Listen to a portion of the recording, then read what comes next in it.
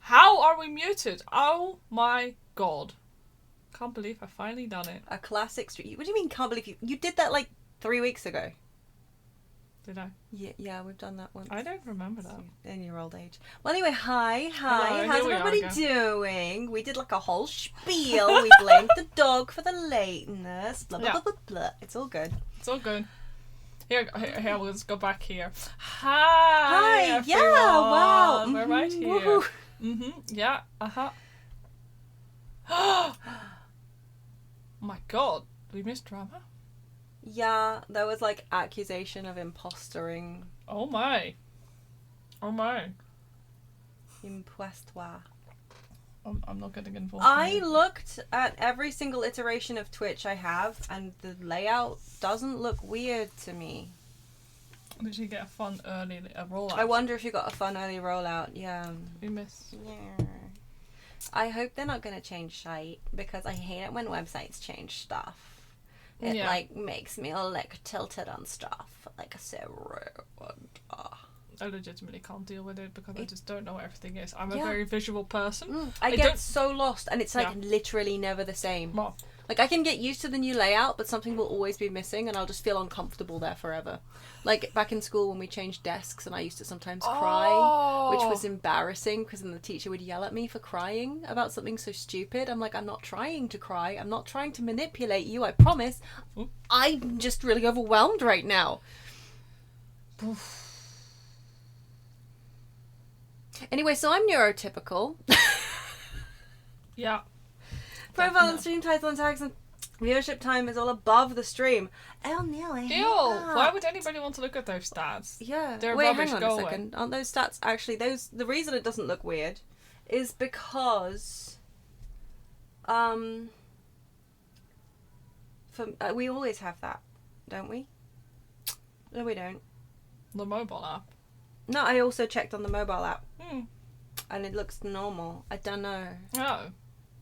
Look, yeah, because we of course have. Why is my bitrate? Oh. Why is your bitrate tanked in the red? What happened? Excuse me. How is it too high? Wait, oh yeah, it is, isn't it? That Tanked it in the should be red capped. Up. Did it uncap? Oh my god! Did OBS fucking? Did IBS uncap? Oh no. Well, refreshing the stream's not going to help. Sometimes it does. Okay, weird things are happening. We're like too many kebabs right now. Yeah, but look how many kebabs. Yeah, that's like a lot of kebabs. That is unrealistic amount of kebabs. That's a big number of kebabs. I actually don't know what the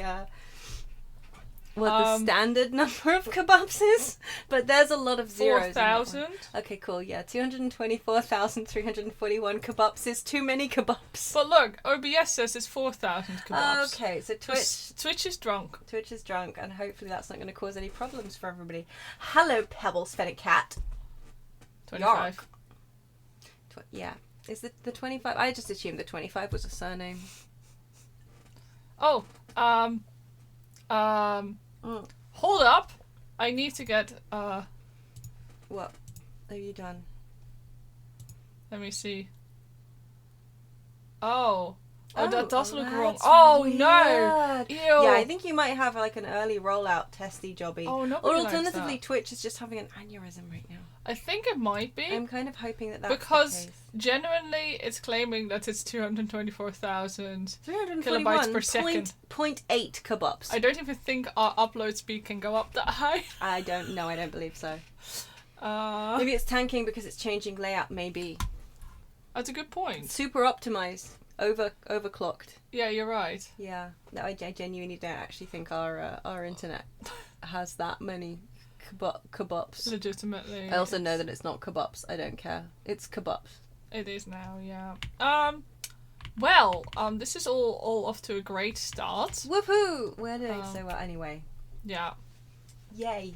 Yeah, I'm getting back there. I know. Just because I said yay doesn't mean... Imagine if you got many more tags, is it going to be for a second row?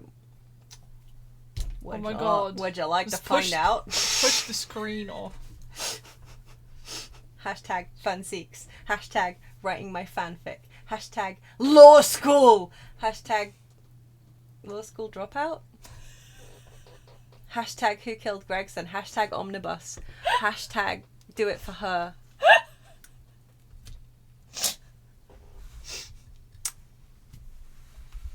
Well. Hashtag Herlock. Hashtag no shit shows. Yes. Thank you. Hashtag redheaded league. Okay, it's time to stop Pocket over here. Hashtag Giga supremacy. The sub button is still below. I really think Twitch is currently shitting itself. I think there's a chance, yeah. I'm sorry that it's annoying you. Shall we try and distract you? Yeah, shall we just get started? I'm gonna hit refresh on Twitch one more time and see what the bitrate is. Do you want to maybe close your YouTube windows sometimes? Wait. Those ones up there. They're not tabs, they are links. My old bookmarks that still are hanging around here. Those aren't tabs because tabs go up there. Yeah, but look, we're on 328,000. 328,000 kabups. That's a lot of kabups. Yeah, it's these dweebs. Alright, okay. Let's get to the stream. Are you ready? Have you done your warm-ups? No. Yeah, no. You want some Italian and French? We don't don't have any Italian and French accents here, I'm afraid. We've just got whatever. Caricature that we're going for. Yeah. I've actually had to do a lot of talking today at my mum's place because she expects me to be entertaining. So forgive me if it starts conking out halfway through. Yeah. Halfway through a sentence. I'm doing what I can. Me. Eiffel Tower bucket. Eiffel Tower bucket. Ready. Please do the Italian one. No, it's okay. Don't need to send any cars into space. Anyway, okay, let's get going. I'd forgotten. I'd forgotten about that. You had forgotten about Italian. I'd forgotten about the Back Italian. when Twitter was still good. Ooh. I do miss the Skulkin brothers. Mamma mia, we send the car into the space. There we go. I miss it so much. You're being censored again. Oh my god. Why? Cobalt special. Twitch is really. That's just Cobaltist. It's so Cobaltist. I'm very offended right now. What does Twitch have against you, Ganondoodles? What did you do? Like, it's giving you weird layouts, Yeah. like just horrible. Admittedly, it also seems to be like. It's we're I don't know what's going on. something. Our Riz is too high. I don't. That's it. Yet. Oh my god, I don't know what the youths are using.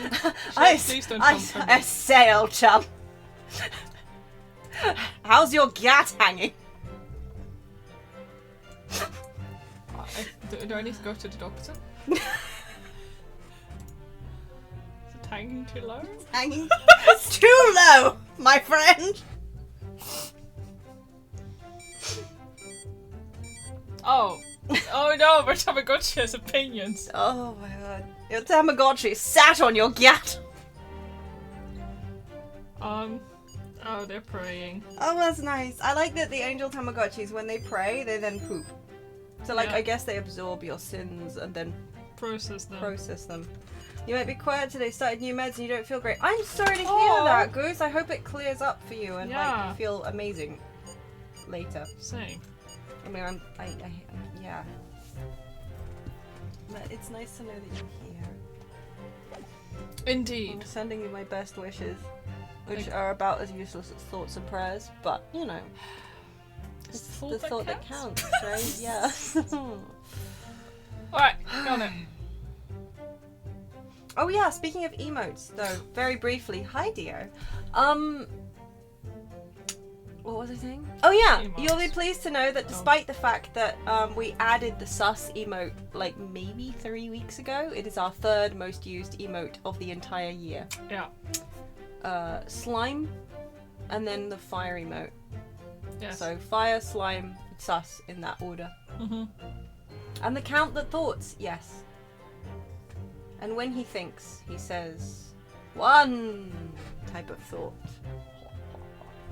2 types of thought. Your Tamagotchi just pooped, didn't it? The other one, yes. You're eating stuff that's past its storage date, so you might join Goose soon. Why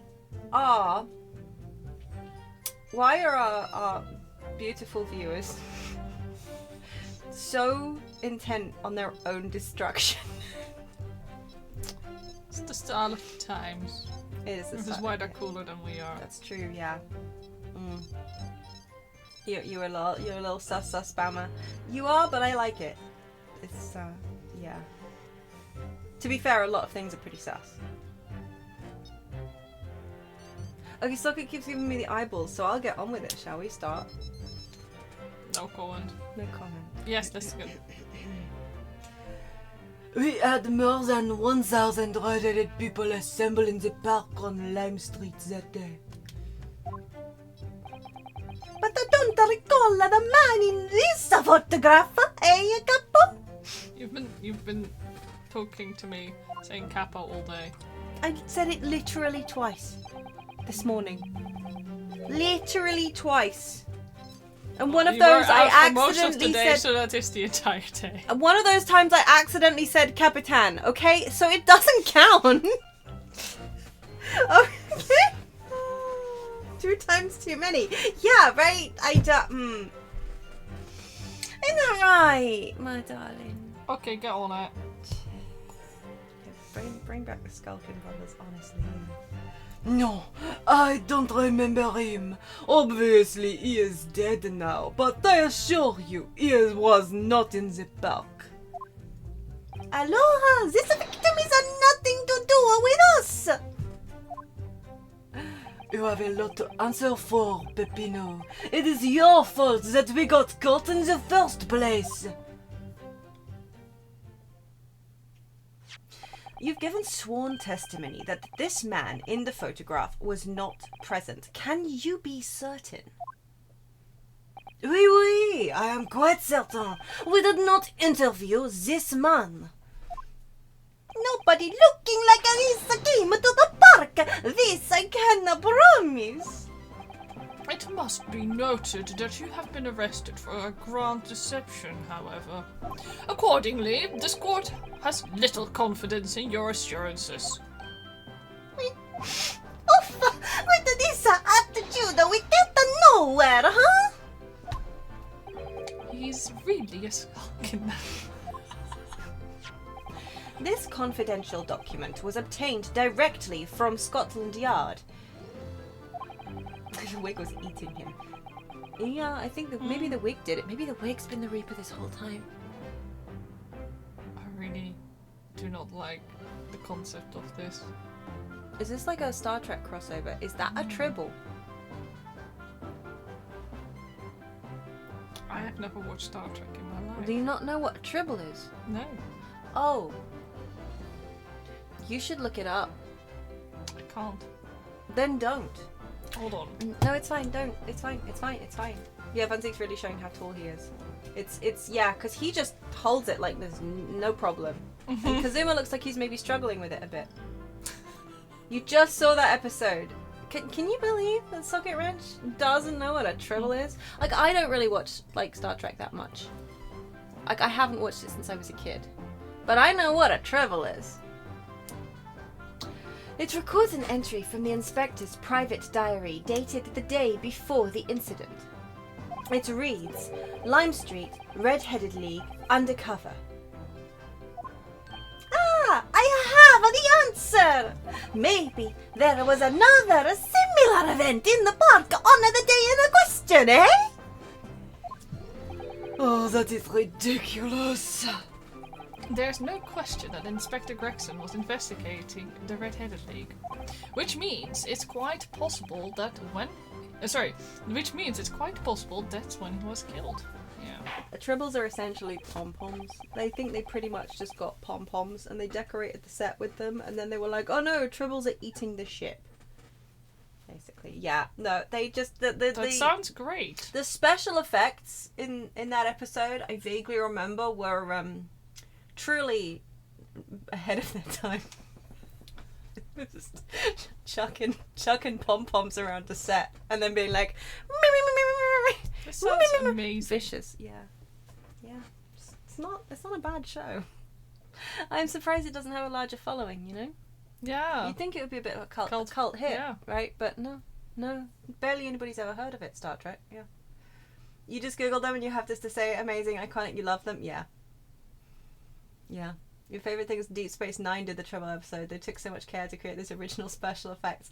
That is just, I love it when shows pay like loving homage to the original excellence of OG special effects. It makes my heart happy.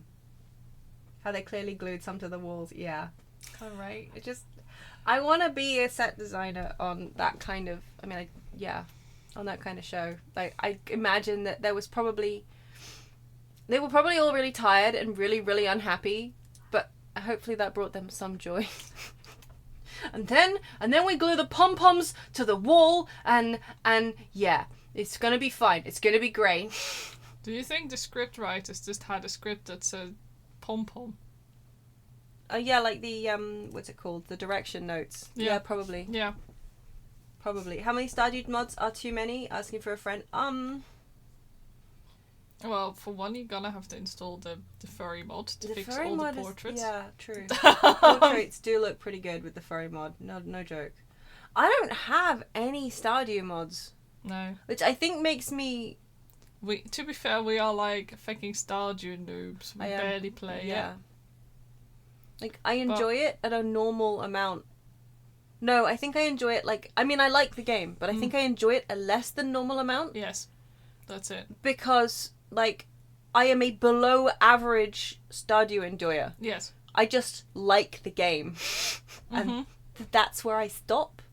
Which is, I'm guessing, not the normal amount. If that makes sense. Yeah. You've seen at least 2 separate furry mods. Oh, I've only seen the one. The same. You've now crossed the 800-hour mark in Stardew recently. Oi. I think the only farming sim I've ever mastered was Friends of Mineral Town. That is it. That's the first farming game I played. It's my favourite still. And Stardew is great on a gameplay level, but I fucking don't care for any of the characters, and that is my problem with the game. I think I've dated Leah and I've dated Elliot. Yeah, that's his name. Elliot. Yeah. I also am part of the Red-Headed League. You are? Yeah. Yeah. Yeah, that's the thing for me. I also keep restarting and never finish with Stardew. I think the longest I've played on Stardew was when I played it on the Switch. Yeah. But then I do something else for a bit and forget how to play and have to start again, and that's really what happens with me. Yeah. And this is why I kind of enjoy Sunhaven, because it just allows you to just fuck around. Yeah, no, I like Stardew on a very superficial level. I really still enjoy discovering weird, fun things, though. Yeah. Like, it's a great game, but I can't play it for hours and hours and hours and hours at a time. No. Because I'm just too basic. These days I force myself to finish games. Yeah.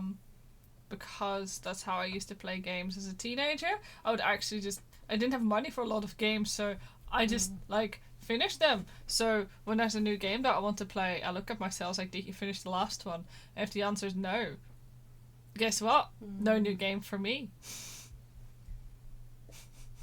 Yeah. I've been going back and playing some older games that I know I never finished. And at some point I want to get a new battery for my old 3DS XL. Yes. So I can actually finish some of the games that I used to play on the 3DS but never actually finished. Yeah. Let's see. As somebody who's into women, I actually find that women in every single farm sim are bloody intolerable. For some reason, they make them very annoying. I didn't like any of the women in Stardew. I didn't like any of the women in Sunhaven. I didn't much care for them in Friends of Mineral Town either. So I was very happy when they allowed you to play as a girl, so I could romance the men back in the day. But what's a Krobus? You don't know what Krobus is? Oh, you really haven't played much Stardew, have you? I forget what Krobus is, okay? I'm not telling you. It's been a while! Anyway, I'm sorry. I got distracted. Oh, Elliot's scene kind of sucks? Oh, it's a shame. I don't... Yeah. I have also romanced him, but maybe there's a reason I don't remember much of it. It's fine. It's fine. Yeah, sorry. It's fine. It's fine. But Stardew is such a good gameplay. Anyway. Yeah, I enjoy Stardew a lot. I just, the romance aspect just... It's fine. It's fine. It's not the core of the game. No, it's not exactly. the romance sim after all. Exactly. But I don't think I've ever actually married anybody. That said. So. Yeah. No. No, I remember when Friends of Mineral Town, the first time I married somebody was simply because she was the easiest to get the full hearts on. Oh, I see how it is. Yeah. Oh, I see. And it's kind of problematic because I find out that she really likes wine. Oh boy. So every single day, like at the end of the day, I knew she would be at the beach, so I gave her a bottle of wine. And in retrospect, I'm like, I don't like. Girl, what were you doing? I don't like any of that. It's like, this is... Anyway, very well. The defense may proceed with the cross-examination now. That's you. Yes, my lord.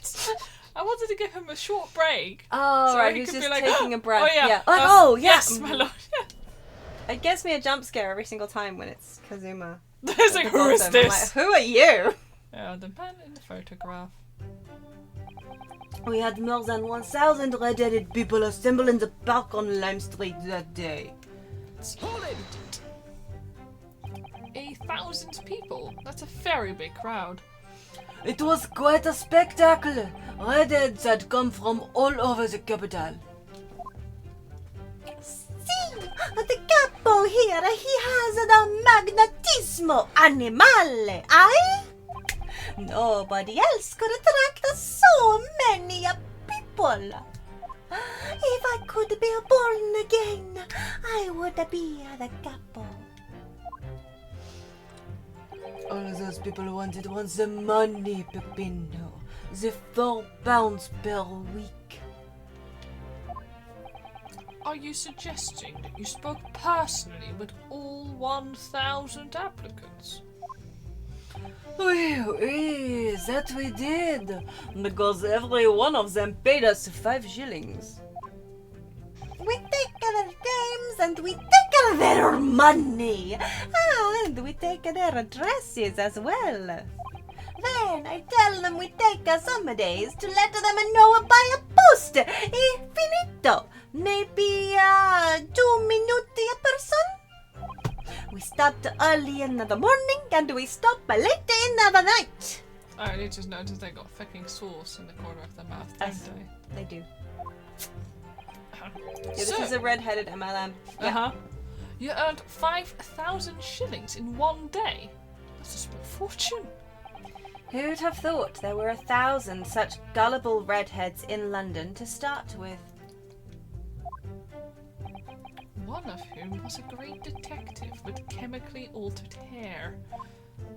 Yeah, but was he up to something else? You gotta wonder now, You right? do gotta wonder, right? But I don't recall the man in this photograph. I capo? Hold it! He doesn't look at all familiar. No, I don't think so. And this is a wig, eh? He was trying to trick us. I do not like the people who are trying to trick the other people. Says the con artist. If between them they interviewed 1,000 people with red hair, it would be unreasonable to expect them to remember every face. No, signore, I may be a small, but my memory is a very large. I never forget a thing. In my opinion, I do not think this man was in the park. But he's not going to give the court a definite, it seems. Capo, you didn't see a man like this, huh? No, I don't remember him. And obviously he is dead now, but I assure you, he was not in the park. Oh. No, don't. No. Oh, there we go. Hey. Hold it! Sorry about that. But according to what you've said, you spoke with 1,000 or more people that day. Oh, oui, that's true. My eyes were burning by the end of the day. Surely then, you can't actually remember every single face. How are you so certain that this particular man wasn't present? Normally, the red hair is very distinctive, aye? But not when you have 1,000 redheads crowding around. Then it is just an eyesore. But if there was some other information you could give us, then maybe we would recall. That is not the line, Peppino. Remember, we do not remember him. We are sure of that fact, huh? If there was a man with a red hairpiece, but his mustache did not match the color, then I do not think I could have forgotten him. Kazuma said that these two had only been shown that photograph. Sorry? Are you? Oh, I saw it, yeah. Yeah, I was literally thinking as I said that, like, Iosaurus! So good, sorry. I was It thinking sounds a too, little like the Iosaurus, which is a little dinosaur with a big eyeball. Very, very scary. Kazuma said that these two had only been shown that photograph and they'd been told nothing else at all. But what if I fed them just one other detail about the victim? For example, fish and chips, right? Yeah, right. There's no way he wasn't there with his fish and chips. Yeah, if he was there, there's no way. But if they make a good point, though. If they actually are telling the truth about not seeing him, they would have remembered a guy with, Yeah. a salt and pepper grey moustache. Yeah. I can certainly appreciate that just knowing the man had... Sorry. Let's try again today. I can certainly appreciate that just knowing the man had red hair wouldn't help you remember in this situation. But what if I told you that the man was always munching on a packet of fish and chips? Is it a packet, really? Is that a packet? I don't know. I don't think that's a packet. No. It's more of a parcel, but... Do you remember a man who was eating incessantly? It can get there. Not really. I was looking only at the heads of the applicants. I wouldn't have noticed the fish and chips any more than the caviar and smoked salmon.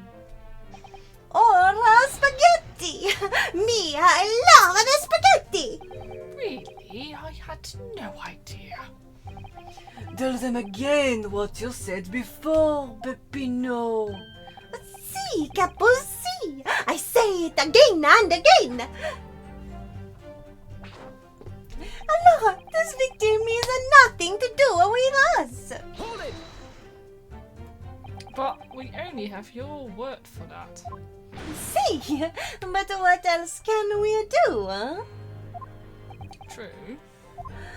Oof, we are not having much fun these days. First we are arrested, then we are shown the horrible picture of a dead man. And now you question every single thing we say. We are the victims here. Capo? No, you were caught carrying out a plot to swindle hundreds of innocent people. You had to bring that up, eh? It's not fair. Capo? You have a lot to answer for, Peppino. It is your fault that we got caught in the first place. Hold it! What do you mean by that? Cavolo, you promised not to say, eh, Capo? After we had taken all the money that day, we should have left the country. That was my plan. I left the purchasing of the tickets for the ferry to Dunkirk to my companion here. Don't tell me that Dunkirk ticket that we have is gonna come into play somewhere. I think it might well be. Oh. But he bought them for the wrong day.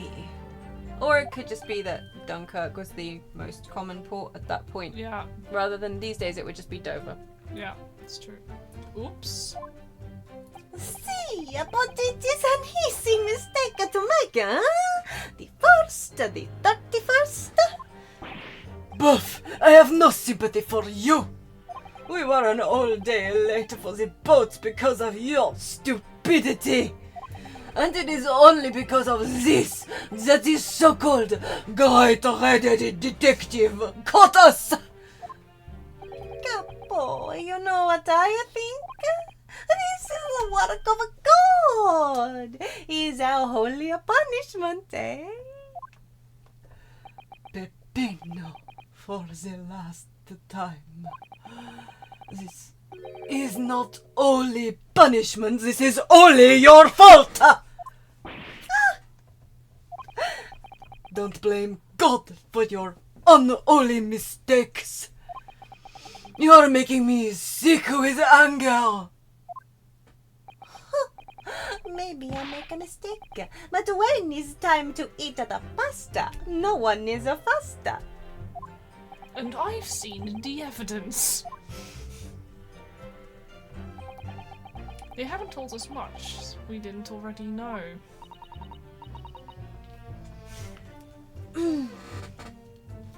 What do you think, Mr. Naruhodo?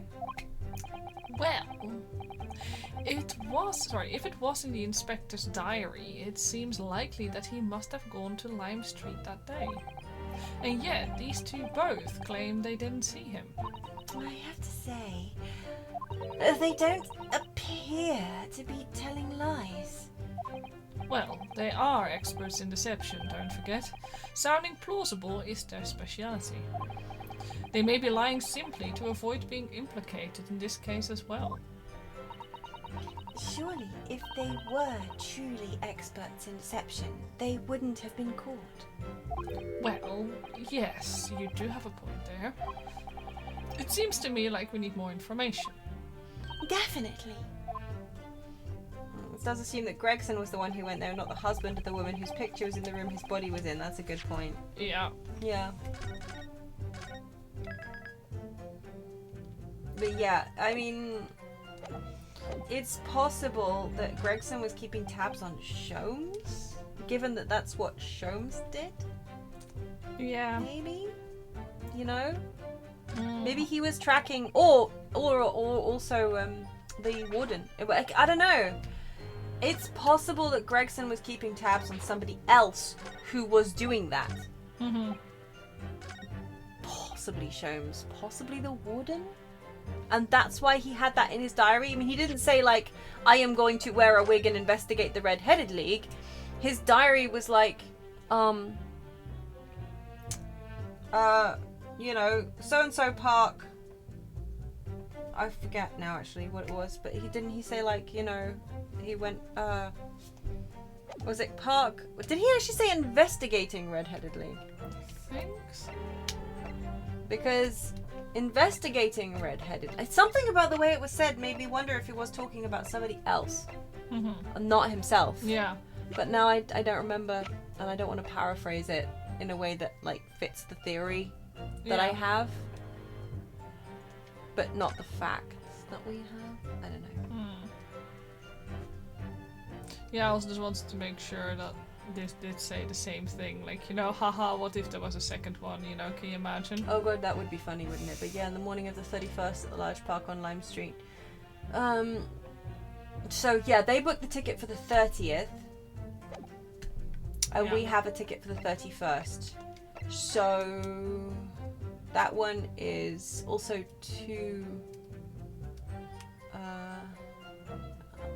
1:30. that's 9:31, I think. Or is it 11? I forget. check Didn't it said on the text when we actually Oh, sorry. clicked on it, right? Like when okay. When we interact with it, they speak it out, don't Yes, they? they do. And say what the Let me thing see. is. Did they want a ticket for the first and accidentally bought 31st? Did I say? I thought he That's said what- that they were a day late for the ferry. Yeah, because they bought for the 31st. They did the scam on the 31st. They wanted to get on the boat on the 1st. Oh, And I okay, found out my the bad. ticket they bought was I the thought it was 31st. 30th and 31st. My bad. I was only reading. I don't remember when I read. No, it makes sense.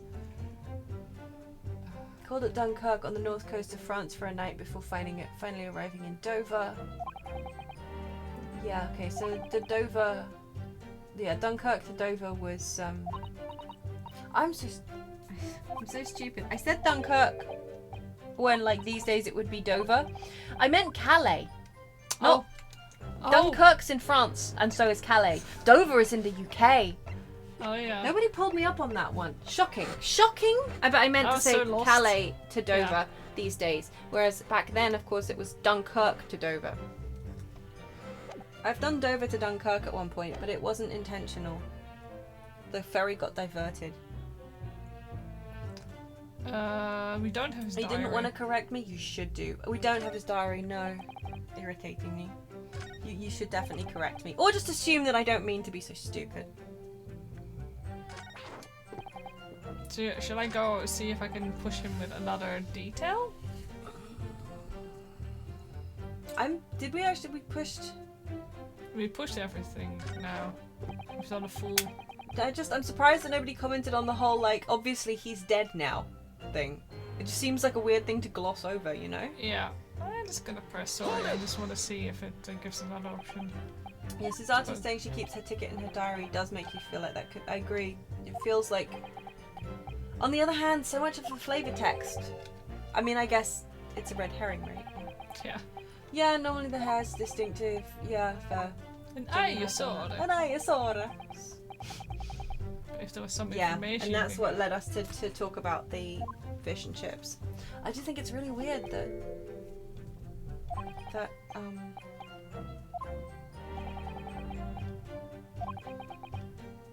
why do I think it's weird? I forget.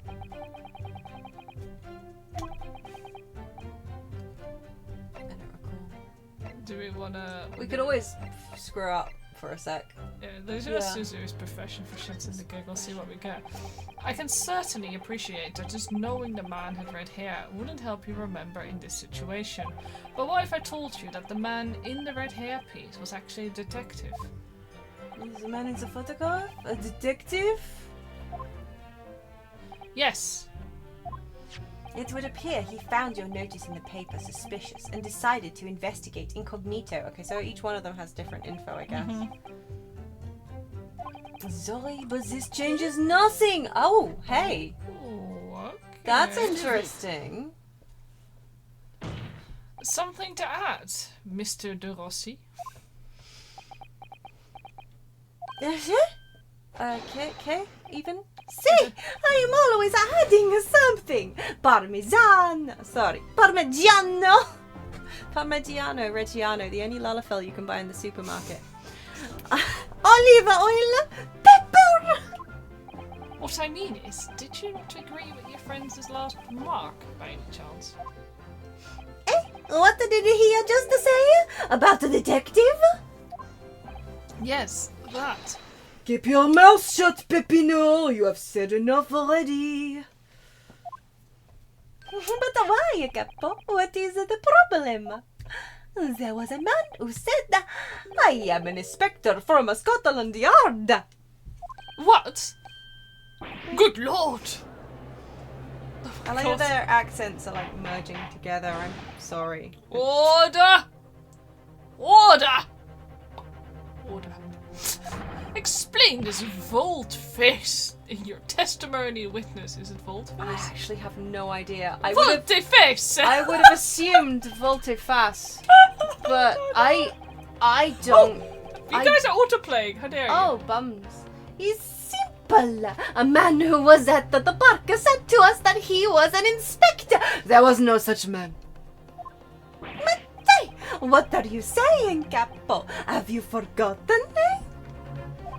I have forgotten nothing. Nobody like this came to the park. Basta, Capo, basta. You beat me at many things, but not two. The memory and the meals. Like I said, when it's time to eat the pasta, no one is the faster.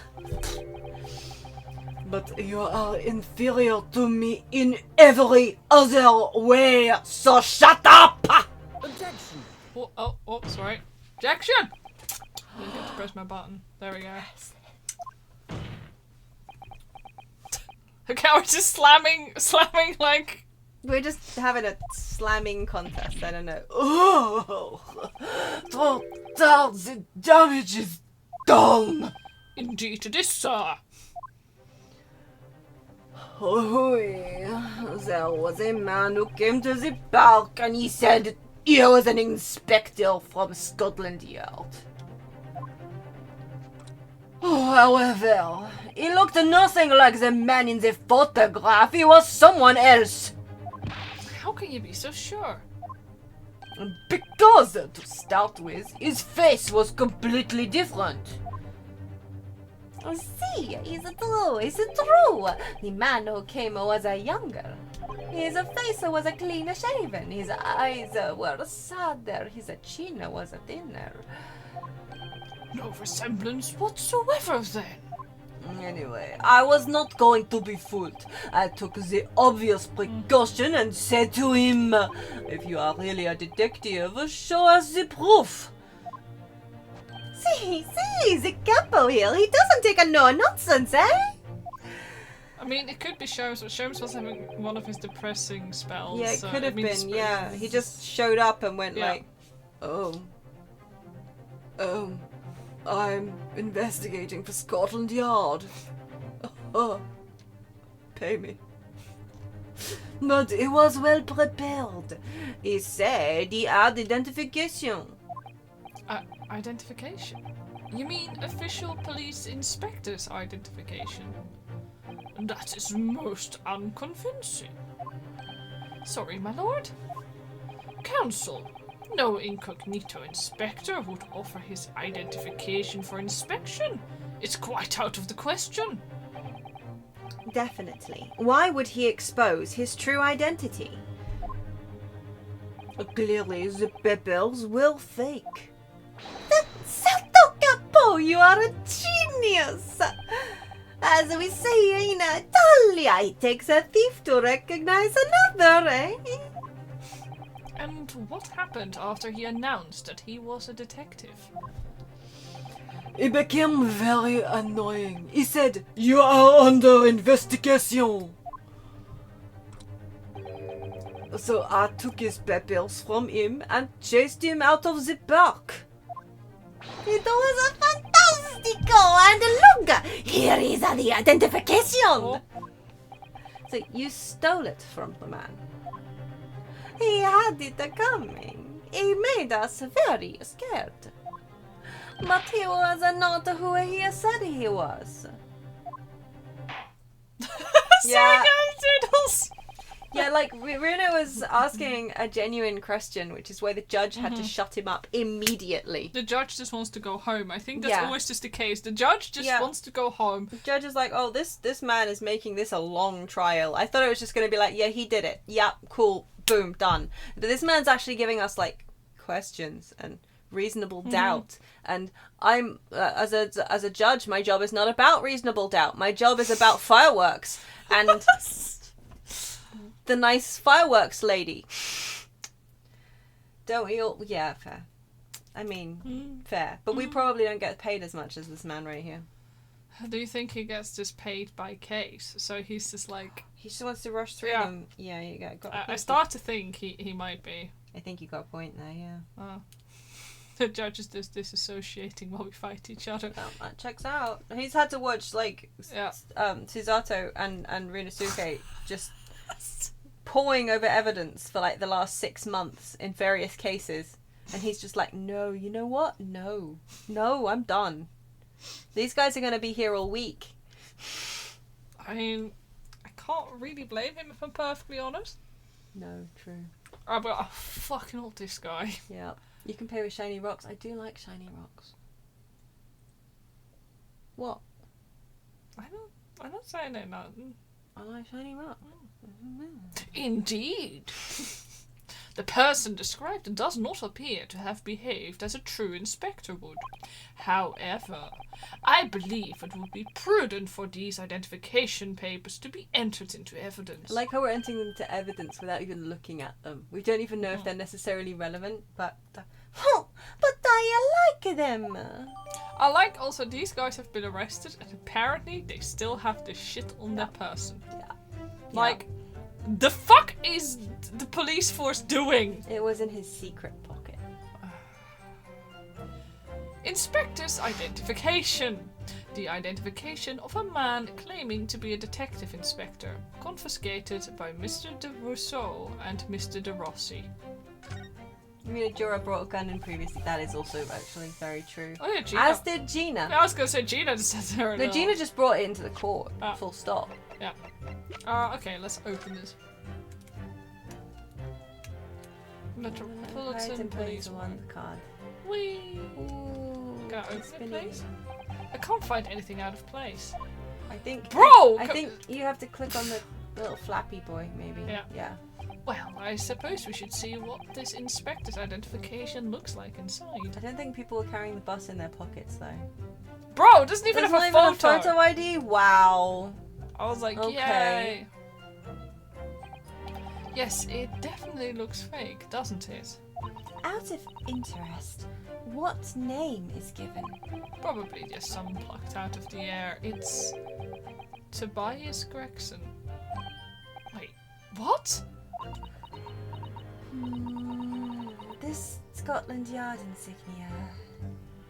It looks genuine to me. But how? And the department and identification number details are all correct as well. Since when have you known those? Yeah, literally I was thinking, it's like, excuse me, when did you become the expert on these? Do you mean to say? I know it seems incredible, but yes. I think this is a genuine identification book issued by Scotland Yard. But that's unbelievable. This is the real thing after all. So yeah, like Sue said, someone half-inched his ID after killing him, then put the wig on him, then called Van Siegs. I think, yeah, because it's not a photo record. Like, it's not a photo card. Yeah. There's no proof that this guy, but thinner, sadder. I don't know. Maybe I don't know. Well,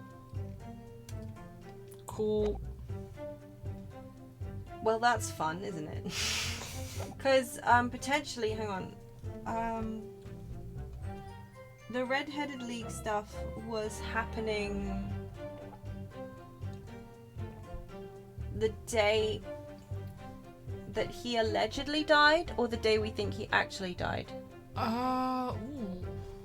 When do we think he actually died? Yeah, I wonder about Daily Vigil though. Just half-inched it. These guys were nicked after the day after, I think. Yeah, wait. Yeah, these guys were nicked the day after, weren't they? Because Sholmes brought them in. Yes. Yeah. Yeah. Oh, did he? Oh, I don't remember now. Yeah, his wife's photo was in the room, so it has to be his. Vigil went missing a couple days ago, according to his wife.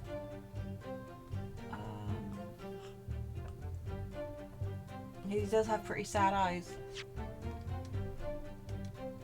wish I could remember. Oh my goodness. I mean, Yeah, he does have a similar vibe, but like his eyebrows turn up as well. yeah, And much sadder eyes. It's true. they do look similar. Similar-ish, but his chin is different. He's Yeah. younger, and his eyes are sadder. So yeah. Yeah. He didn't have a job for a decade, so what's he been doing? I wonder if he's been working with Gregson, Mm-hmm. potentially. Oh, and thinner, yeah, because he doesn't eat chips 24/7.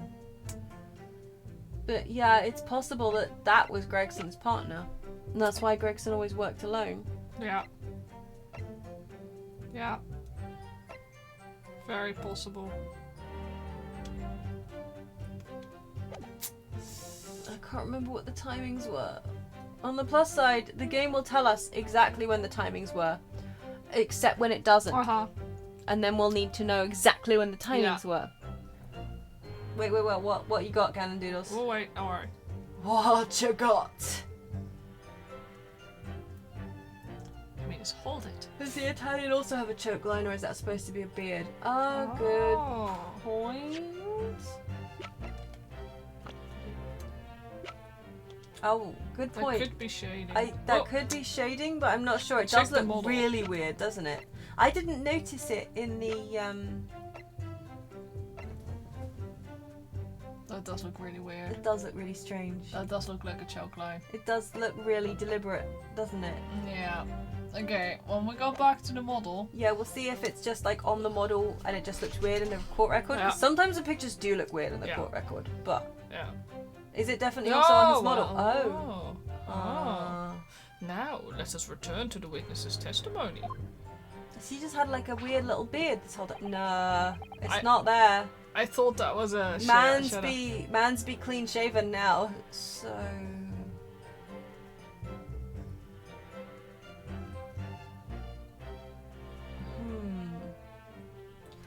Do we need to press the final one as well?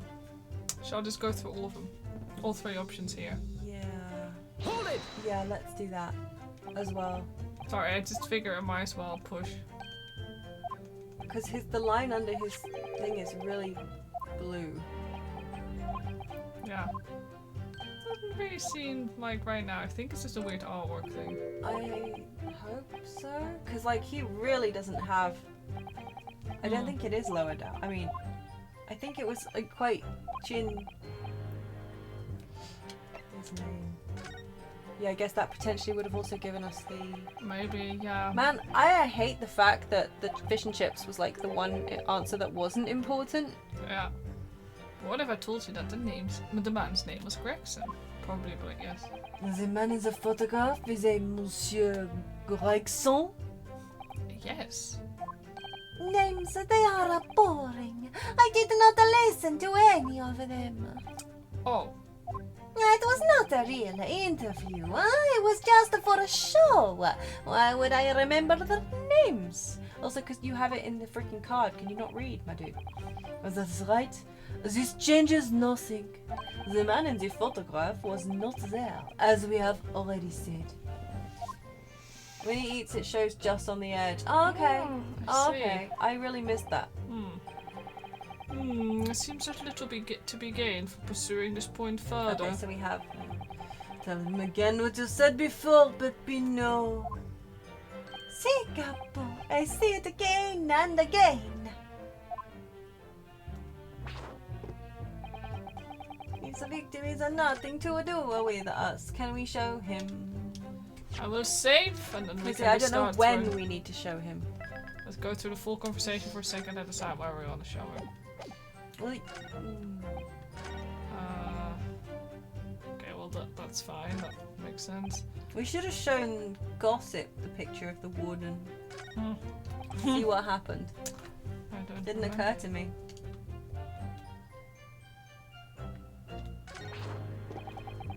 Nothing to do with them. And that's. Oops. Let's see what we have. Yeah, do we want to show? I think we want to show this guy. The photo to him, like. This one or No, not that one. Oh, What this about- photograph. I think Let's try I'm this one. We've saved. So Yeah. if this isn't the right one, we'll just. Objection. Oh dear. Oh, Objection, but the witness dear. last statement is Oh. clearly. Okay, well, I'm not even going to bother going Okay. to. No, nuts. Yeah. Worth a shot. It was worth a shot. It's like, okay, but. Which is the bit where he goes on to say that his eyes were sadder? This. Is it that bit? Oh wait. Yeah, that was the chunk we got when we pushed him, and we got the book. Oh, right, okay. That one. You can't present anything. No, on not pressing only no. when the text is like green, Yeah. like that, in this chunk. Yeah. When they're elaborating, it's stuck. That doesn't make sense, but you get what I mean.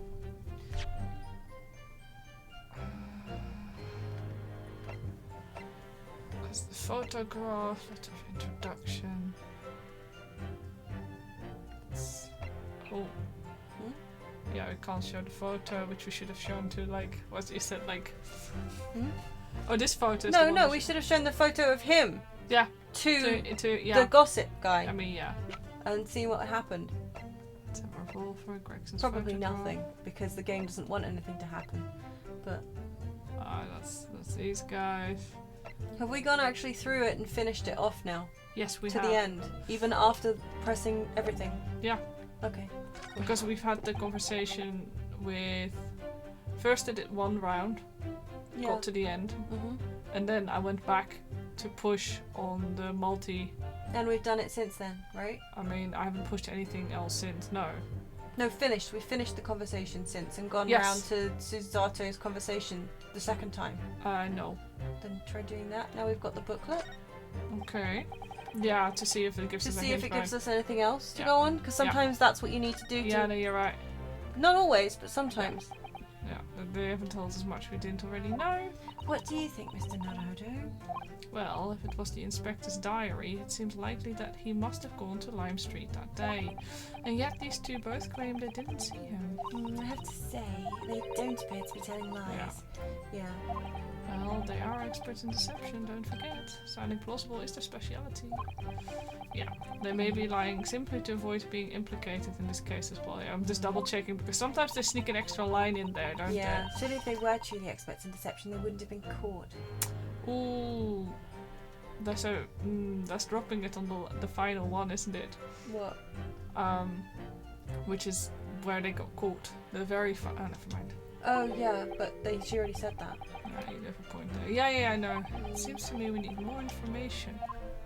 Yeah. Definitely. Okay, did Yeah, I forget so to we push one? Still need to push. No, you pushed all three of them, I think. Unless you I mean, yeah, unless I you didn't press like one of the last ones or something. Ah, I did, I think. I thought you Present did the idea. ID to any of their comments. I Maybe.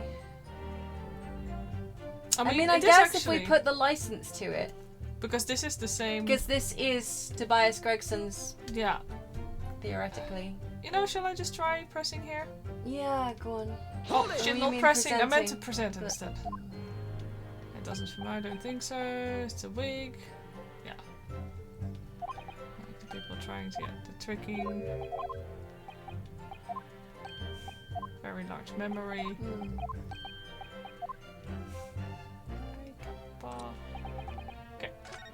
Let's try. Present. Come on, it's a very simple game. Let's present this. Objection. Nope. It's not. Sometimes the game is so obvious and then we hit this. Of course, you didn't save just before, so we're loading a previous. I mean, yeah, it's fine. Except I'm it assuming clearly- you've shown the photo to. Unless you do the badge on this. Oh, let's try it.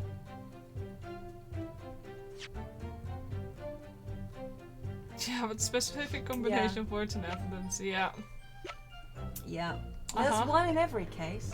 Two in mine, actually. No, I just wanted to present it. Objection. No. Oh, yes! Oh! Oh!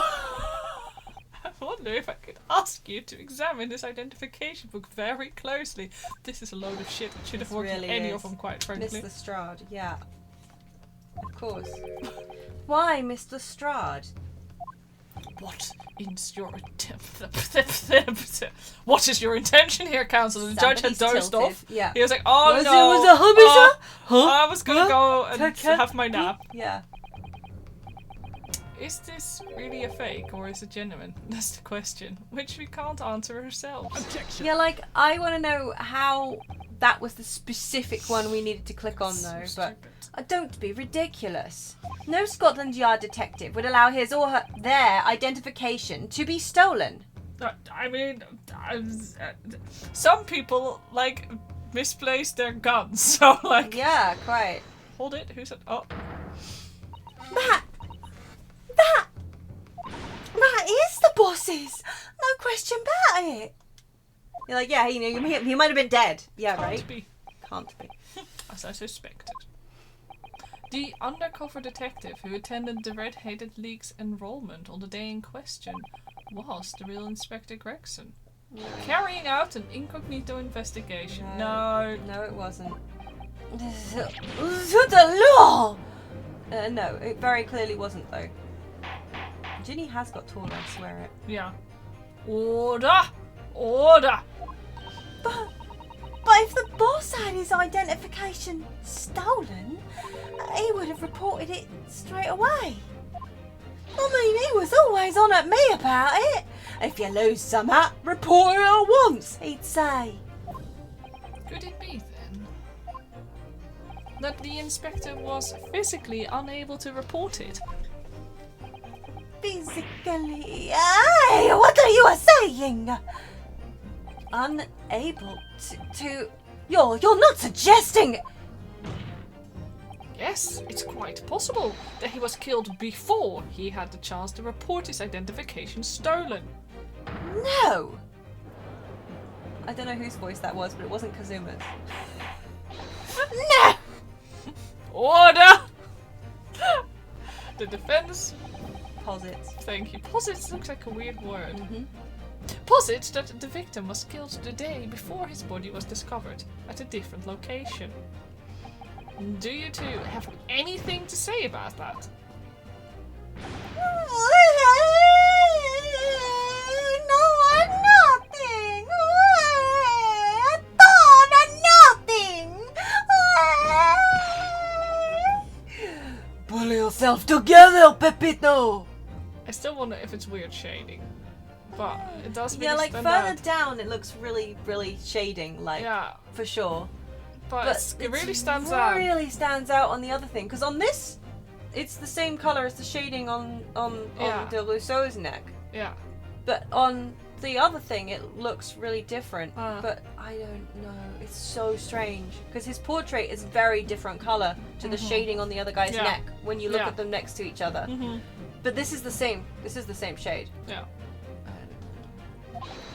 Mon Dieu, you can behave a little more like a master criminal than that, no? Now I wish I had returned to Italia.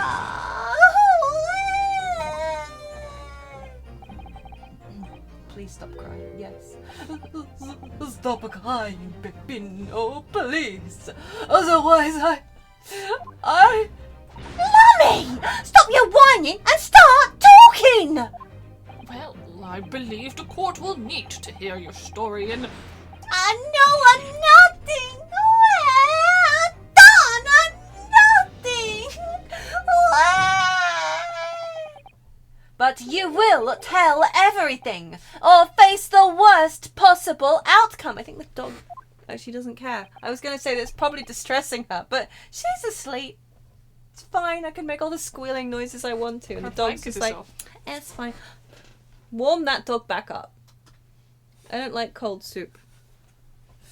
Soup dog. Soup dog. For the soup. For the soup. In the Bit soup old for pot. soup, but- That's fine. That's why you use the soup. We are not going to eat the dog in the soup. You miss Fancy X's glass destruction. I do too. I do too, Goose. Oh. It's okay. Socketwrench was patting the dog, Yeah, I was. tenderizing it for the soup. No, right, my darling. It looks so comfy. She does look pretty comfy. I don't think she'd realised that her warm blanket had gone off. You will dry your eyes and testify again about these identification papers and the precise circumstances under which you came by them. For crying out loud. Stop it. Stop it! That is like the frequency that the dog yells at. Unbeknownst to us, he's destroyed his current full cabinet full of hallowed chalices in the background, just watching this unfold. Yeah, I actually really genuinely wish we had a live Fan Seeks reaction camera. Yeah. The truth is, we took him prisoner and kept him for the night at our secret hideout. Even though I did not think he was a real detective, I was too scared to let him go that day, just in case. Oh, we took his man's identification from him and shut him in the room next 2 hours. Should probably be why the warden didn't go home. He was missing for a night because these guys kidnapped him because he knicked Gregson's identification. Or alternatively, Gregson gave him the identification. Yeah. Do you think the warden killed him? Oh, maybe the warden did kill him. But if the warden killed him, why would he then take his papers and just go parading around the streets going, "Hi, I'm from Scotland Yard"? Yeah. Yeah, I'm sorry, the brainworms are active. The brainworm network is active today. Cool. There might have been a little tussle, but we did him no harm, and the next morning we let him go. He spent the night in a nice room. It was nothing like a prison, really. And leave a photo of his wife in a safe house. Yeah. Like, if he was... Yeah. No, right? If the warden murdered Gregson... I mean, Daily Vigil. If he murdered Gregson, why the would he leave a picture of his wife next to the body? Mm-hmm. Like, that doesn't make sense. No. I don't know what to say to you. This is outrageous! You imprisoned the man? But no, I don't see it. No, it was not like a prison. He was very comfortable and calm and happy.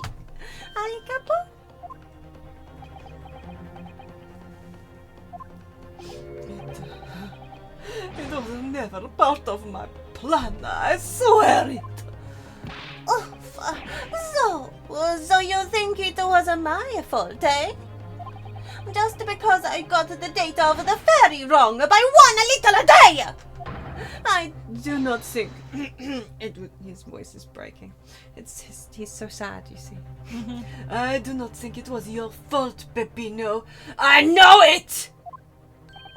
No, poor Capo, it's not fair! You shall have plenty of time for squabbling back at the prison, gentlemen. Oh, I don't believe this. How could he have been a real detective? Counsel for the defense, proceed with the cross-examination. So, on the day before the incident, Gregson spent the night confined in this pair's hideout. I don't think he did, though. Ma. I don't think he did. That's such a bad haircut. Kazuma. The detective, anti-identification. The truth is, we took him prisoner and kept him for the night at our secret hideout. Do you realize what you're saying? You have to believe me. I never intended for that to happen. And I'm sure the detective did not intend it either. Do you think? But there was nothing else I could do. See, nothing else. This was the first crime for the Capo. He was at the end of his wits. I've told you before, Peppino, that is not the way to describe a criminal mastermind. What about this hideout of yours? An old empty house behind the park on Lime Street. We rented the place for 2 days. It was an inspired idea by the capo here. An impulsive idea, I would say. No, not impulsive. Inspired, capo? What am I supposed to say to that, Popino? And it was in the house described that you can find Inspector Gregson, was it? Oh, but you have to remember, I was under the impression that he was a pretender, not a real inspector. That doesn't quite add up, though. If you didn't think the man was a real inspector, there would have been no reason to take him prisoner, would there? No, you are right, but we could not be completely certain. Even though I didn't think he was a real detective, I was too scared to let him go that day, just in case. Hold it! Too scared? Why? Because! Why had he come to the park? We did not know. There was a chance that he'd seen through my plan. And if that wasn't the case, he would go straight to the police station to blow the whistle on us. Even if he was just feigning to be an inspector, he was up to no good, huh? Without a doubt. I think most people would agree that it's you two who were up to no good. Well, see, you may be right, Capo? Well, the point is, we were not able to escape from England immediately. That is why we had no choice but to take the man prisoner. What I don't understand is why the inspector felt the need to show you his identification in the first place. See, I ask myself the same question. We were writing down the names and addresses of all the people who we took 5 shillings from that day. This is why it's also like earlier, it's like, oh, you wrote down the names and addresses, but names don't matter. No, right? It's very weird. Yeah. I have forgotten what name he said, but the address, it startled me. See, address, Scotland Yard, Homicide Division, he said. What? Gregson would never. He probably did not like your face, Peppino. Anyway, I was not rude. I just politely asked him why he had said it. And that's when he started to say I was an inspector. Not long afterwards, he took out his identification. What was Inspector Gregson playing at? This is a real Sholmes move, isn't it, though? Tell the court what happened next. You took him back to your hideout, you say? See, we did. We took the man's identification from him and shut him in the room next to ours. That's being this identification book here, correct?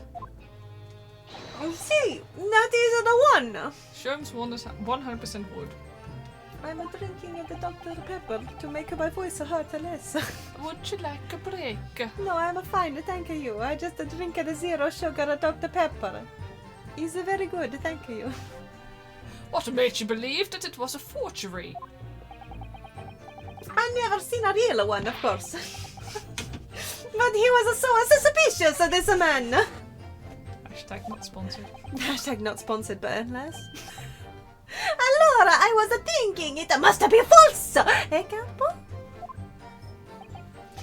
It is just as Peppino has said. We were convinced it was not genuine. Nah, Sholmes would I not forbid a think- Reaper. Like, Sholmes is too. I think he's too pro-life, but not in a bad way, to be the Reaper. I think he's also too chaotic. I want to say Sholmes is like chaotic, neutral / good. And the Reaper is like chaotic, good / evil. that doesn't. Are you saying that he's a true neutral? Yeah.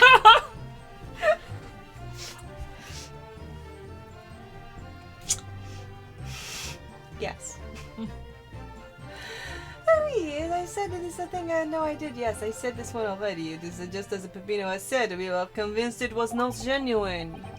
And so, together, the hilarious brothers, we took the man captive! All we did was shove him inside a locked room. How do you shove him inside if it was locked, eh? What do you do? Throw him in the window? Put him in a trapdoor. Was it an oubliette? Then we made preparation to transport all of the money. The money. The money? Oh, show me the money! In for a penny, in for a pound. For a pounding. You said it, not me. Buff. There might have been a little tussle, but we did him no harm, and the next morning we let him go. Ow. Yes, Hold on. Yeah, meant to tussle. press him. Like, yeah, I wondered if they, like, you know, The tussle. bumped his, if his yeah. lip was like, yeah. Yeah, and I mean, that is the warden. You can't convince me otherwise. Like, Oh no, I'm positive that that's the warden. Yeah, for sure. I wondered about that when we first touched on it. If like they punched him in the lip, but then whatever they said next made me think that not so much. yeah. But yeah, no, I think you're right. I think they Yeah. bust his lip. What do you mean by a little tussle exactly? Oh, but it was nothing. Just a minor incident. Uh-huh. falso inspector! He was a real piece of the work, eh, Capo? What happened? Oof, it was a disaster! We gave him a nice room, and what does he then do, huh? In the middle of the night, he tries to escape through the ventilatore! Can you name him? We chased him, bien sûr, and we caught him again. Can you blame us? Wait, you didn't shoot the man in your haste, did you? So tall do you think we are? Of course not! I simply got hold of him again and took him back to the room. Excuse me. Terrifying wiggling. Mr. De Rossi, is something wrong?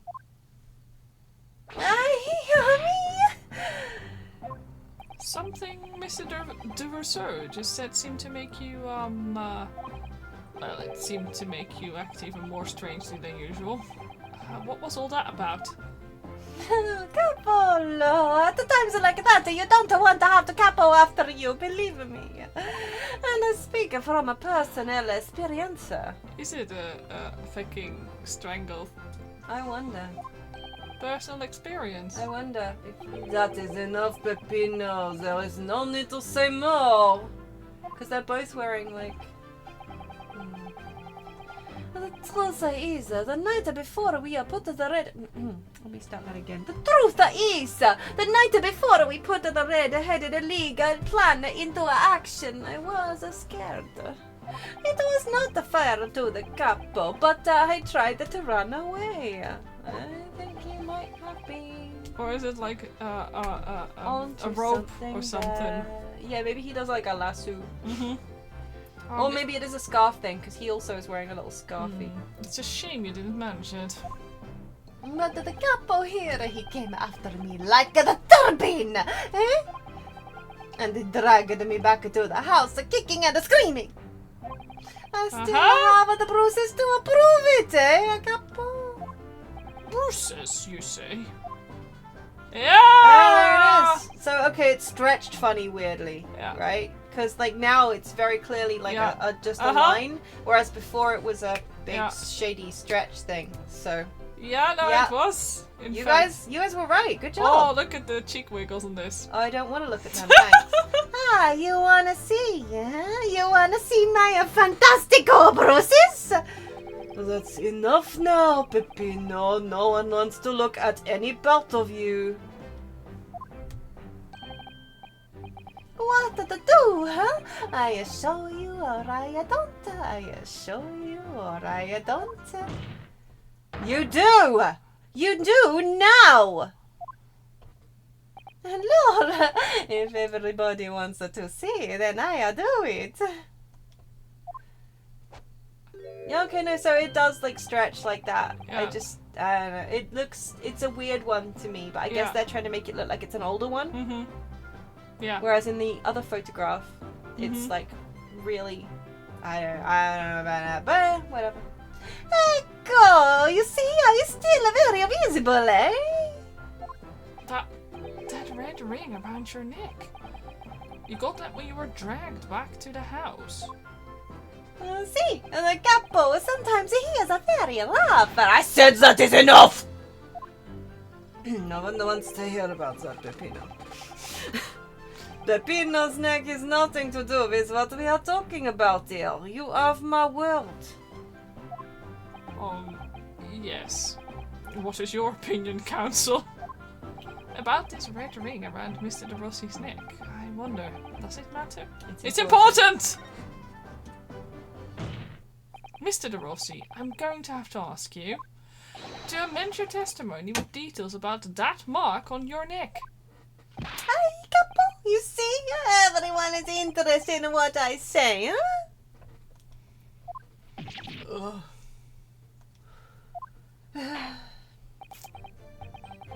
Very well, you will amend your testimony as requested, Mr. De Rossi. Well, you know what they say. If they strangle you, they're more likely to unalive you. See, if you really wanted to know. Unconsensual straggling. I mean, no kink shaming here. He tried to escape, but the capo put the collar on him and dragged him back. Like what he did to me, you see? Okay. This guy does seem weirdly into it, though. Hold it! Are you saying that red mark was caused by... See, a big collar made from the leather. I'm not king shaming. I'm not. a leather collar?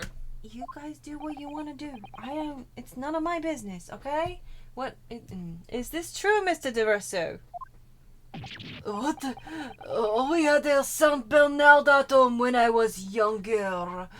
It is a souvenir from that time with a very strong chain. A strong chain. And you put that around your friend's neck? I'm sorry. I was so angry that he was leaving me alone. You did not have to tie the chain to the leg of the bed, though. I would not have tried to run again. It's none of my business. What you two do? Okay. You didn't do that to Inspector Gregson as well, did you? Treat the people equal. Is the capo here's the motto, eh? It's starting to sound a lot more like a prison all of a sudden. The capo is tough, but the capo is rough. Oh my god. I shouldn't have done it. So, the following morning when you released the inspector... He had the red ring around his neck, just like me. I mean... Sorry for the Tamagotchi noises. I will be quick. But you can carry on.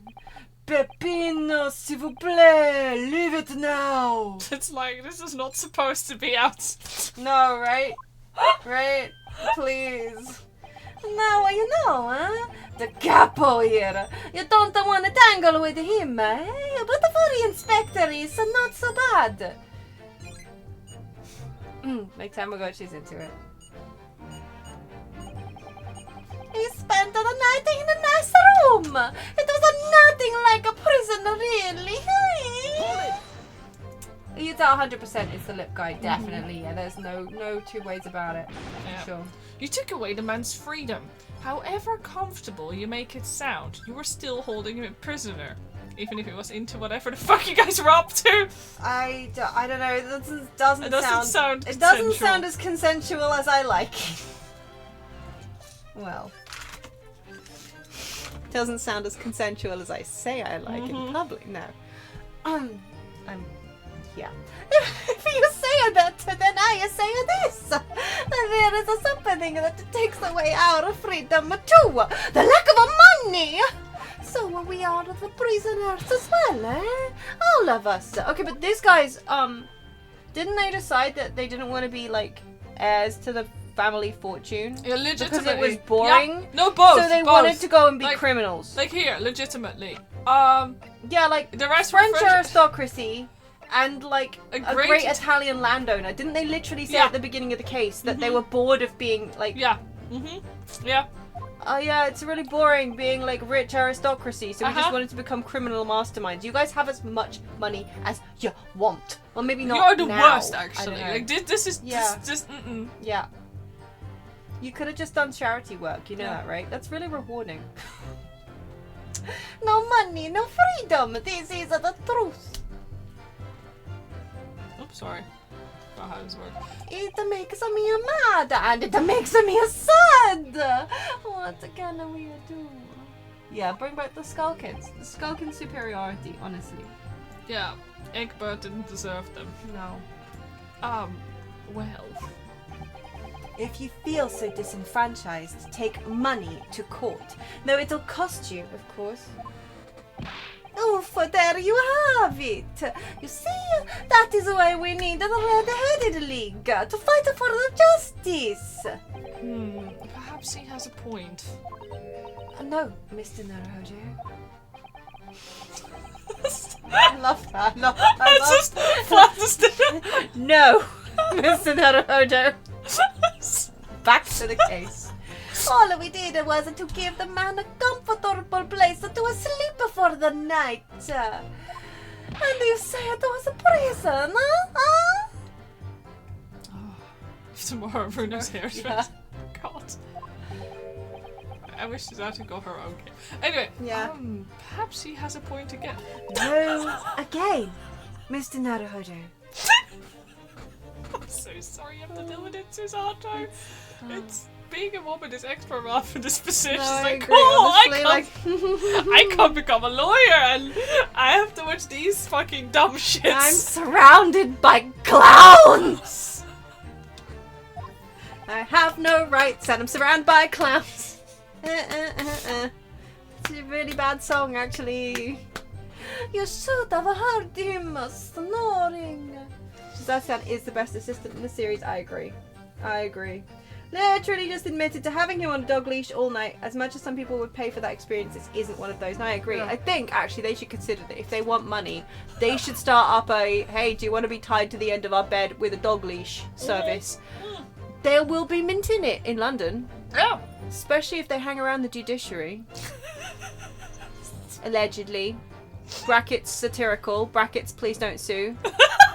Brackets any resemblance to persons real or alive or dead is purely coincidental. This is a work of fiction.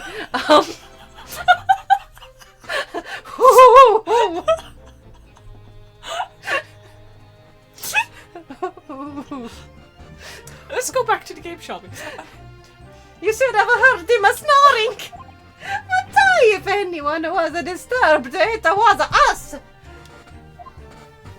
Other people in Parliament would be in on that. You mean only kinky sods call themselves Chief Whip? I know, right? Also, allegedly, fictional, satirical, etc.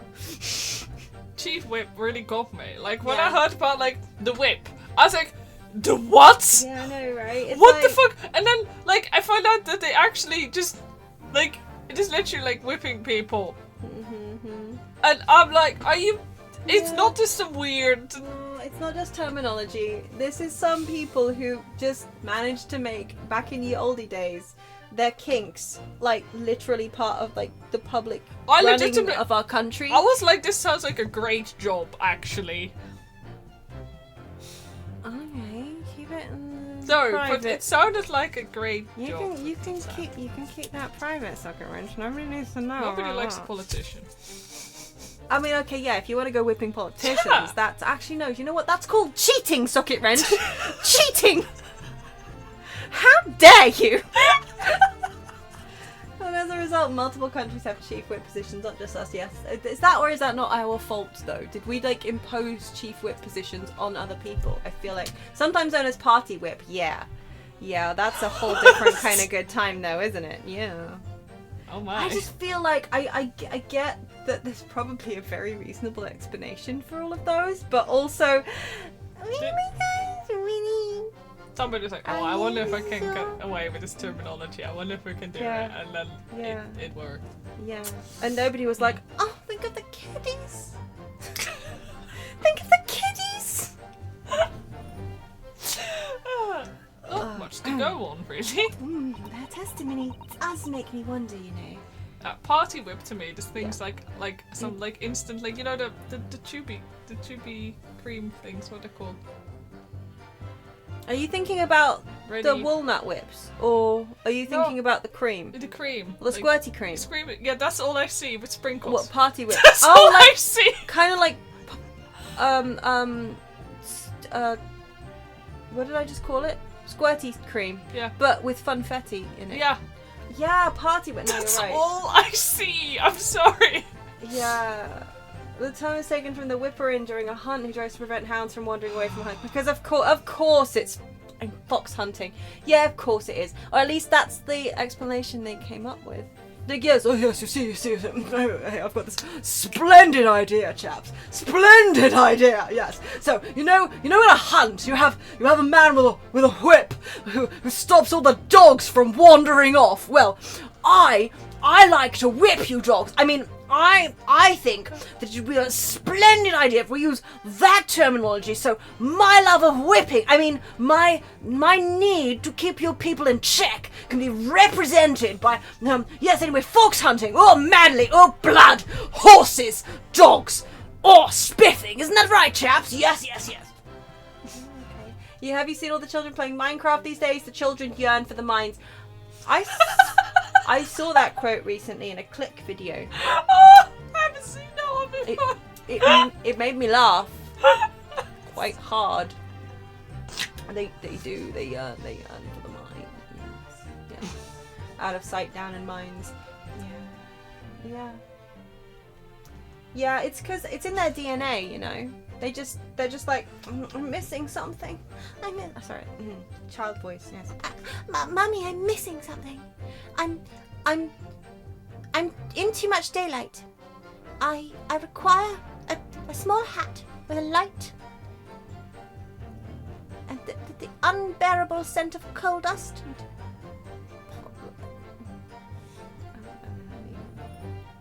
No, I don't think that is my Facebook code text message. But thanks. Pardon? I just got a text message from Facebook with my Facebook code. Delete. Sure. Uh-huh. How exciting. Totally real. And Very real. Totally accurate. Absolutely not any kind of fish. Back in your day, you had to dig for 5 hours before we were allowed our Cornish pasty. Yes. I read it was a horror story, but it was like for kids. Back in the old days. When I was a kid. Myself. I've never found it again. I don't know what. It must have been in one of those like, spooky stories for children anthologies, which I devoured. But it was about a boy whose mum had just got remarried to a guy. And they were moving to Cornwall. And he discovered like Cornish pasties were great. But he had this ketchup addiction, this boy. And he had ketchup on everything. And in their garden, there were a lot of like old mine shafts and stuff. And there was a whole thing about like miners eating Cornish pasties because of the, like having the rim of the pastry. Mm-hmm. And holding it so that they could eat their food without getting their hands dirty. And he had like ketchup on everything. And then like he slowly started kind of descending into madness. And like at one point he fell down a mine shaft that opened up in their garden. That he wasn't sure if he'd been pushed or not, and he was like wandering around in a daze. and he only had like the crust of a Cornish pasty that he'd put in his pocket from dinner to keep him company, but like it didn't have ketchup on it, so he had to like choke it down. But it turned out that his new stepfather had been poisoning his ketchup because he was the only person in the family who ate it, and he was actually the one who'd pushed him down into this mine shaft, hoping that like he would die down there because he was so like disoriented from the poison in the ketchup. But actually he came out and they rescued him and he was fine because he like had this little crust of scrap of food to eat that had kept him going. And the dad was like, oh no, Timmy fell into the mine, we'll never find him. And like genuinely I was like, is this a real thing? Is this a real thing that happens to people? If my mother ever remarries, is my stepfather gonna try and kill me with ketchup and shove me in a mine and what? And anyway, it was like, that was a minor mistake, yeah. That's the one. But anyway, so now every time anybody mentions a Cornish pasty, or I think about a Cornish pasty, or I see a Cornish pasty, or I eat a Cornish pasty, or in fact every time I look in the fridge and see ketchup, I think of that story. It became like a weirdly formative part of my brain chemistry. And like, it was a shit story. You know? Like it was really bad. But anyway, that I don't know why that was relevant, except we were talking about mines and Cornish pasties, and I just wanted everybody to know that when I was a child I read that story. It was pretty bad, but I think about it pretty much every day. So sometimes you will have a story like that. yeah. Yeah. It was a minor mistake. I said that I already. know. I was talking about the story. It was. Yeah. But I can't find the source. I don't think the book was mine though.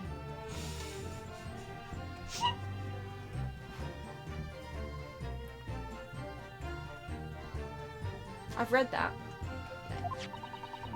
I'm pretty sure. Well, so I'll read it again. Their testimony does make me wonder, you know, about this pocket watch belonging to the inspector, I mean. Ah, yes, the one he treasured so much, apparently.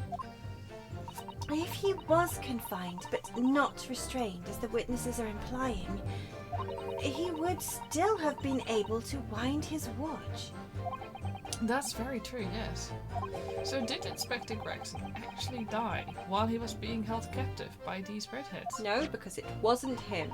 In which case, is it possible that these two young men are responsible for Inspector Gregson's...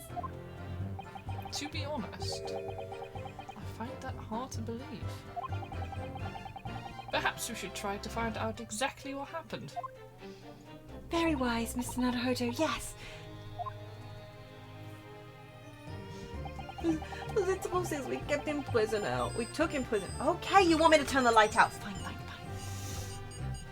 These Tamagotchis, oh my god, so needy. Oh, so yeah, we've done a full round now, so we need to start deciding. We did apparently forget. They said he didn't have a moustache and sad eyes.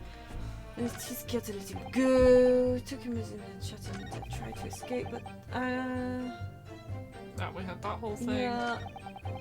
Let's spent the night in the night room. Nothing like prison, really. Yeah, if they find chips on their person, that's the crucial evidence. Yeah, because somebody has the never-ending chip supply, unless it was actually like soulbound item, and it just dissolved. Mm-hmm. Actually, what does happen, do you think, to soulbound items when the owner dies? Do they just disappear into the ether, or like do you get bored with them in your next life if they're actually soulbound? Just get like spiritually. Wow, a that's bag a of good chips. point. That's a really good point. Because like, we should actually be able to present people. Actually, we can, right? From the people list. We've done it before, I'm pretty sure. I think so, yeah. But I'm gonna Come try. out of the womb with chips, yeah. I'm gonna see. No, I can't present No? people. Like Oh, back then we had a God. prompt. It's like, Oh. which person? Nuts. So Okay. annoying. That is annoying. Okay, I'm gonna save first of all. Yeah, I do. Because I still wonder if it's like that guy got thrown in the Thames and now a never-ending grease slick is rising up to the surface to this day. No one has noticed. Yeah. Actually, Gregson doesn't have a mark on his neck, right? No, hold on. We'll just take it out. Okay, so do we want to present like Gregson this photo where the mark isn't visible? First, we'll check. Wait, Yeah, I know you're we right. can't His see- neck is very clearly angled so that we don't see it, don't we? Yeah. So annoying. What? No, that we do. We see that there's not a mark. Sorry. Do you think? Very clearly, look at the side. You know what? There's Shall I just present this? practically, I mean, Because he talks about the fact that he got like yeah. Let's try. Yeah, I 'Cause can't we do can't anything with present gossip. people, which is so annoying. So the Yeah. back has no. Yeah, there's no mark there. So. That's right. no. Oh. Oh. So Oh! today, before his body was discovered, Inspector Gregson was taken prisoner while working incognito. Amazing.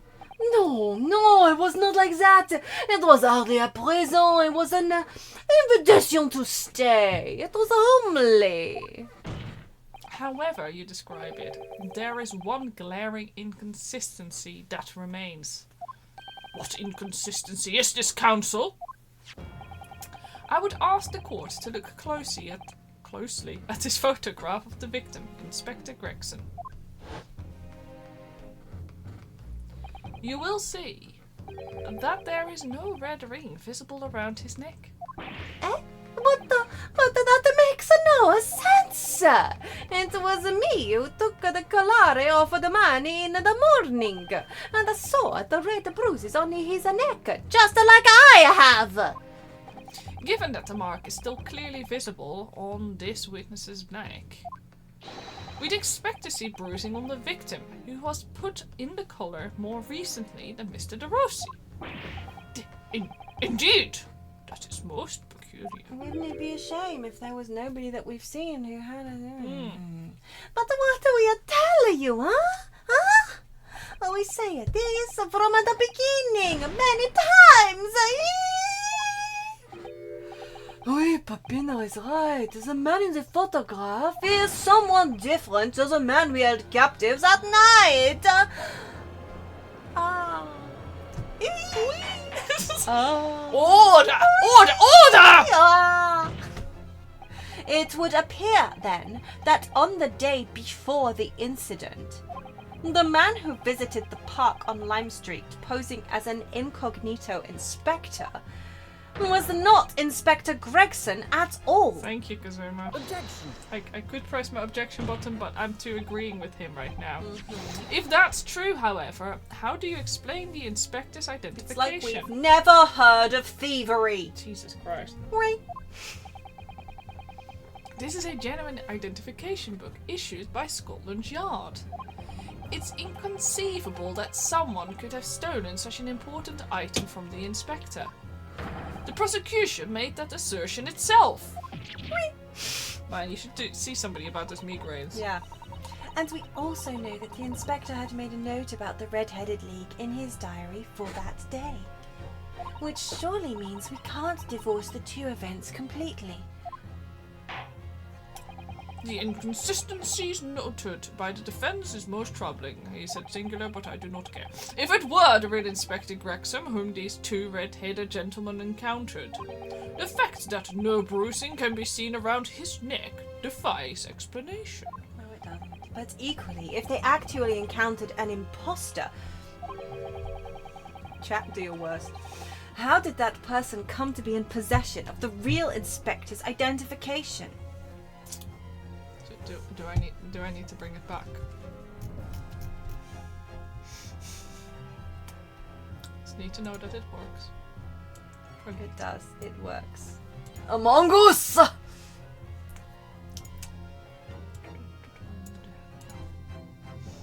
Anyway, I'll take it away. Must you? Does the defense have some plausible explanation, counsel? The whole thing defies explanation. It is for precisely these occasions that we keep meticulous notes in the court record, Mr. Naruhodo. Because these are the facts, and the facts cannot lie. Thank you for being a voice of reason, Cisato. No, the facts can't lie. Even when they point to something so incredible, it's almost unbelievable. It's really not that unbelievable. Like, dude, we have seen weirder things. Yeah.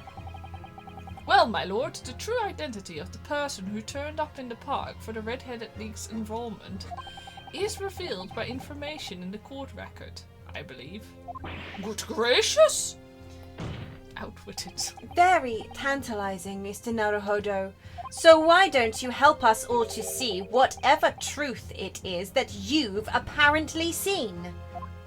Who exactly was this inspector that appeared before Mr. de Rousseau and Mr. de Rousseau and Mr. de Rossi? An imposter? So sus. Though it seems incredible, I admit, the undeniable facts point to only one thing. Since no bruising can be seen on the victim's neck, the person who these two red-headed men took prisoner that day cannot have been Inspector Gregson. In other words, your whole argument up to now has been a waste of time. No, actually, fuck you. This is an objection and a half. On the contrary, I haven't finished. What? There's no bruising on the victim's neck. So the question immediately posed next is, who exactly was this man in the park on Lime Street found to be carrying Inspector Gregson's identification? See, that's right. We tell the same story every time. Whoever this man was, the capo dragged him from a pillar to post with the dog collare. Mon Dieu, Peppino, I was not so harsh as you say, huh? So who was that false inspector, eh? Who was he? Clearly, the defense has an idea about that. About the true identity of the man these two imprisoned that night. I must ask for the count. Sorry, I must. My God, it was some gossipy. Some sus gossip. Sus gossip. And that's the gossip truth. I must ask the counsel for the defense to elaborate post haste. Who did the witnesses encounter in the park, posing as Inspector Gregson? Where is he? Where is the little Not shit? that guy.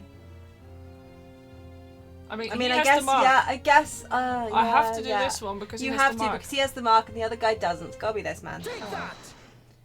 Goodness me! Isn't that? Also, actually, yeah, that line is very similar to the line on the other guy in the court record. Yeah. One of the witnesses who was in the stand in this very courtroom earlier today. A nameless man whose only occupation appears to be peddling hearsay to passerby. Objection! Passers-by. Thank you. Like mothers-in-law. Shut up. What on earth would a street seller be doing with a police inspector's identification papers? Is exactly the point, Kazuma. Witnesses! Is this the man or not? What has happened to his lip? Yeah? See, this man is not for the red-headed league, eh? He's looking for the twisted lip league, no? Perhaps rather than making such a rash claim next time, you should bite your lip instead. Look how smug he I looks. know, right? Punchable. So punchable. It seems improbable, yes, but one undeniable fact remains. During his testimony earlier, I noted something around the man's neck. A red ring of bruising. Eh? What? The defense demands that Mr. Gossip be brought back to the stand. Oh, please no. Maybe his lip will fall off. Maybe his lip will fall off. That would be nice. I would Order. love that. Thanks. Order! Bailiff! Bring the aforementioned witness back into the courtroom. Immediately.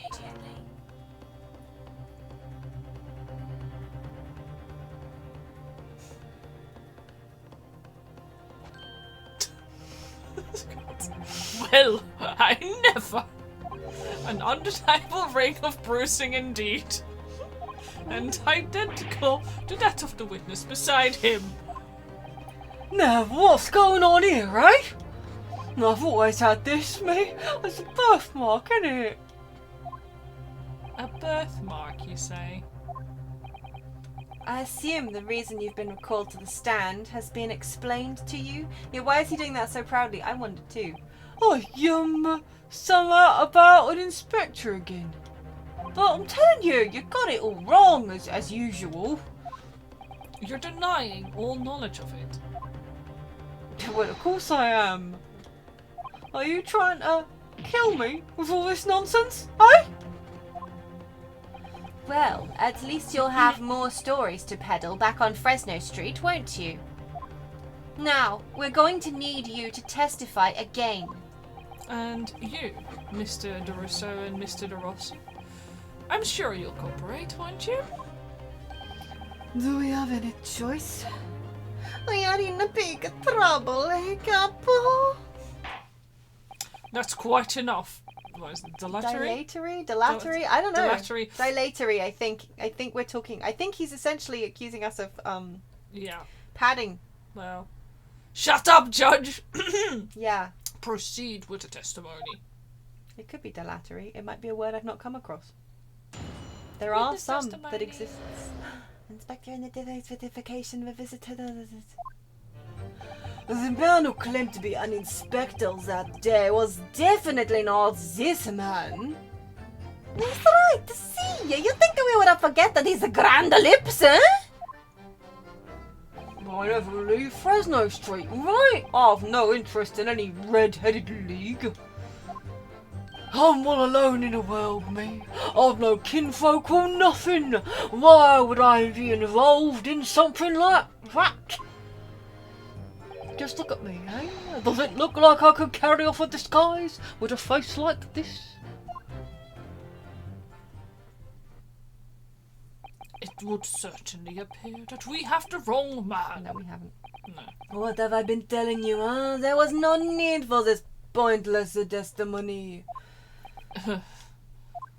That's right. I'm just a simple peddler, remember? Fresno Street's all I know. How would I have come by a police inspector's identification book, eh? How do you know about that? Yeah, I was going to say, sir. How do you know about Well, that? yes, that's hard to explain, but... A brief cross-examination, I think, counsel. Very brief. Isn't there anyone in this courtroom who thinks I might be onto something? I stand steadfastly at your side, as always, Mr. Naruto.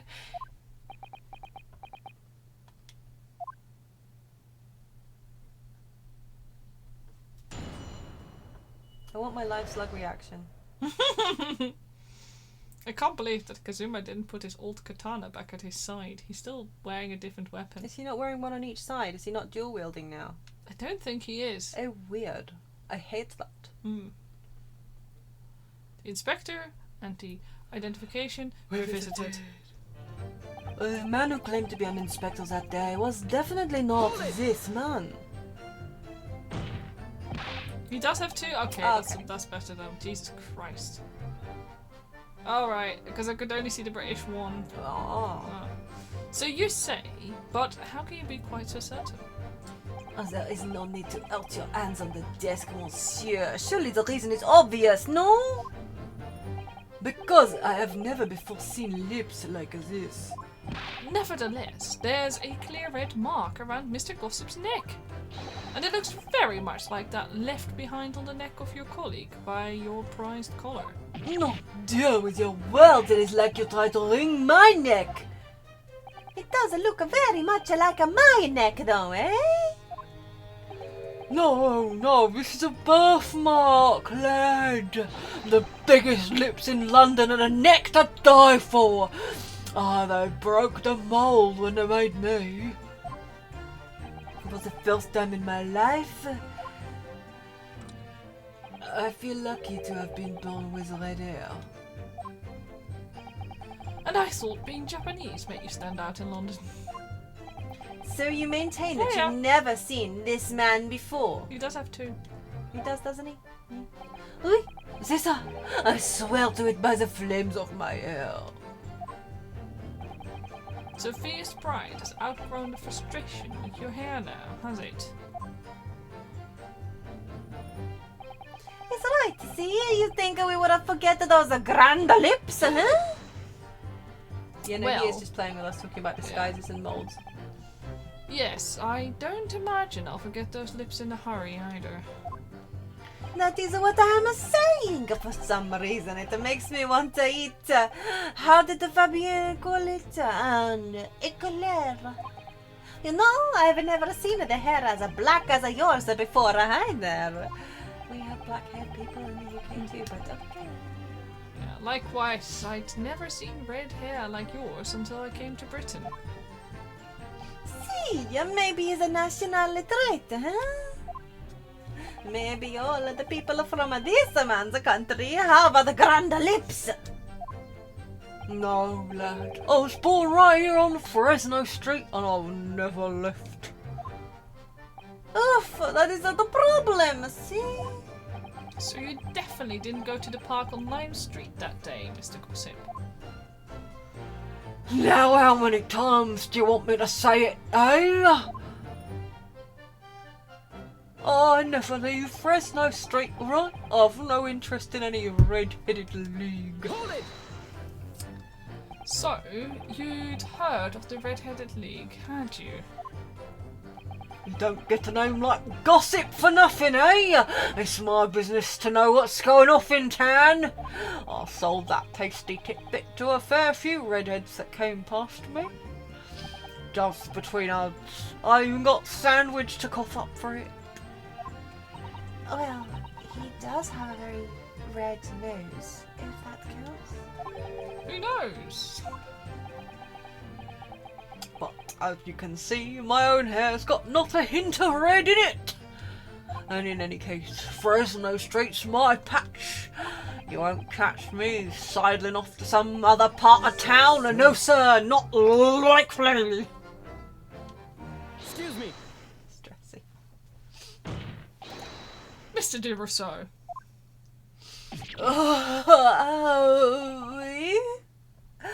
Can I help you? Did Mr. Gossip's word just now lead you to remember something relevant, perhaps? It was the other day when I was looking for a place near the park, a small house or something. To be the headquarters of your Red-Headed League, yes. I visited an housing agent on Lime Street and there I saw him. This man was paying money to the agent. The agent? The agent. What? Mr. Gossip, we're the housing agent. Oh, he had some kind of contract in his hand and they were clearly discussing terms. Oh, no, you're mistaken, chum. I've never left Fresno Street, me. Like I said before. Well, you're here now, aren't you? You've mistaken me for someone else.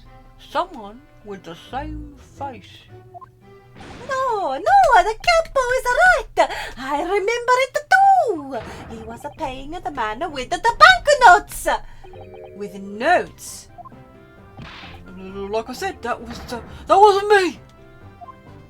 I was curious why this man with the dirty clothes had so much money. So I looked at the name on the papers. And what name was written? Mr. Gossip? No. This man, he lies. He tells you that he has no name. But in fact, his name is Hugh Boone. Huh? It's better than Mr. Gossip, I think. See? No! I don't even know I put hand cream on before I did that. Now my lips are going numb. Oh my god! It's horrible. I'm a peddler of tidbits of information, like I said, on Fresno Street. And that's that. I don't much like talking about my personal life. Indeed. And it is not the intention of the court to invade the privacy of witnesses. Yes, well, when they're being sassy, it is. So sassy. Very well, I shall respect your wishes, sir. What, Judge? What the fuck are you Oh my god, what the hell? No, I object! I object! The aforementioned name shall be redacted from all the court records of this trial, assuming no objection. Did he not? Checked! What the hell? We That lit- was literally the room that Gregson was killed in. Poking you. Was Poking your head. rented by this and yeah, I mean, yeah. Objection. Like, objection. I'm sorry, my lord, but the defense does object. Sure. Because the name just mentioned has a very deep significance to this case. Good gracious! Do you similarly object, Prosecutor Sogi? As it happens, my lord, that particular name has already been mentioned during today's proceedings. Okay, but why has the judge forgotten? In what? Well, I think this judge might need to retire. In what capacity? Judge forgets more things in a day than my mother. Hugh Boone. It was when he was less interested. True, but like, this man should not be forgetting stuff like this. The name of the leaseholder of the room. Wowee! No way! Wow, what about that? Let me put this very simply. The victim's body was discovered in your rented room. I suggest, sir, that you start talking. Yeah, he really just vibing until we do a wrong thing and he can threaten with execution. Right? Yeah, he's just like, I don't know, he's got that cat music video that often plays in my head just constantly. He's like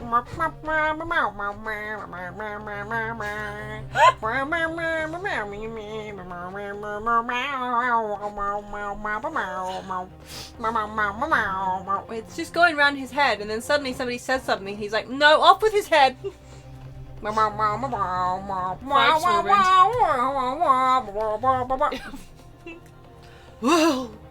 alright. I suppose it might be the case.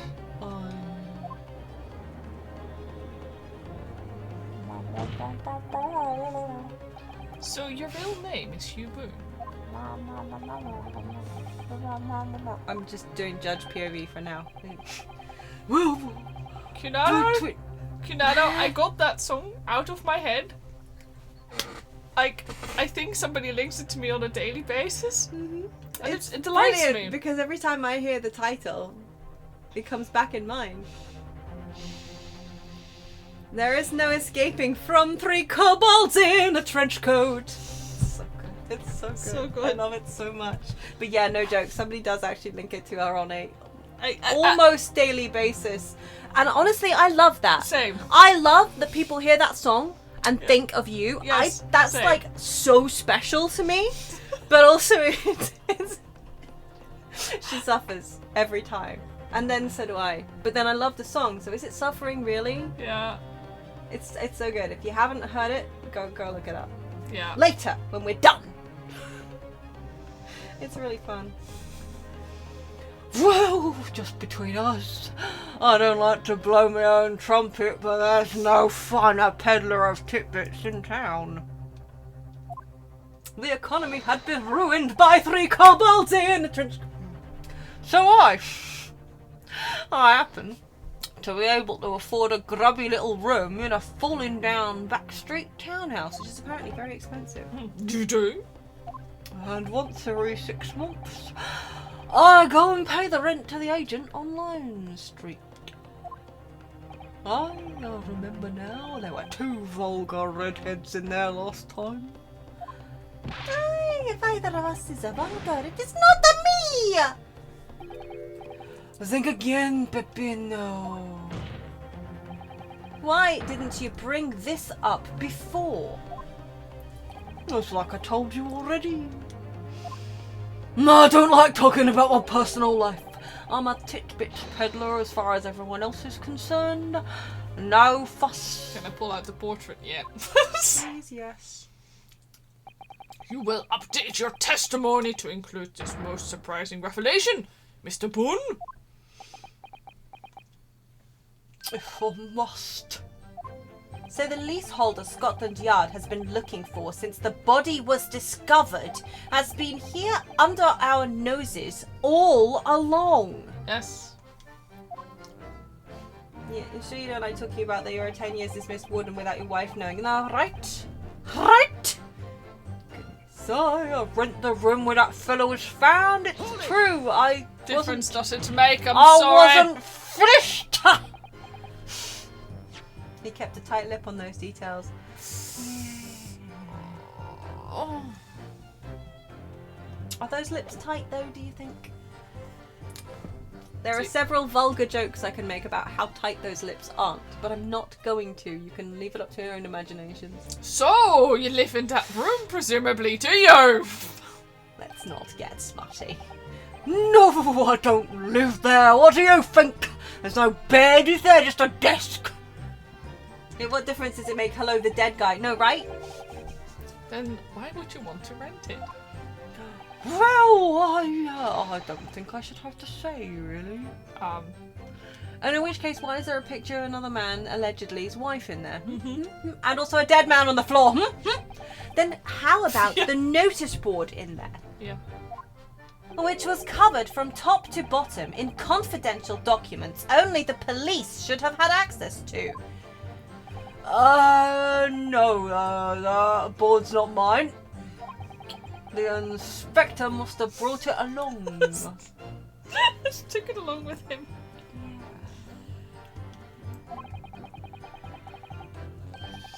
It's only the other bits and bobs that belong to me, the desk and the chair and that.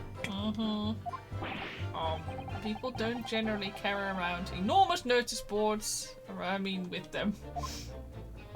The real question is, why was Inspector Gregson killed there, in your room? Next to a portrait of your wife. Probably. I just wish he'd stop flicking that. You know, it's definitely this guy. Has to be.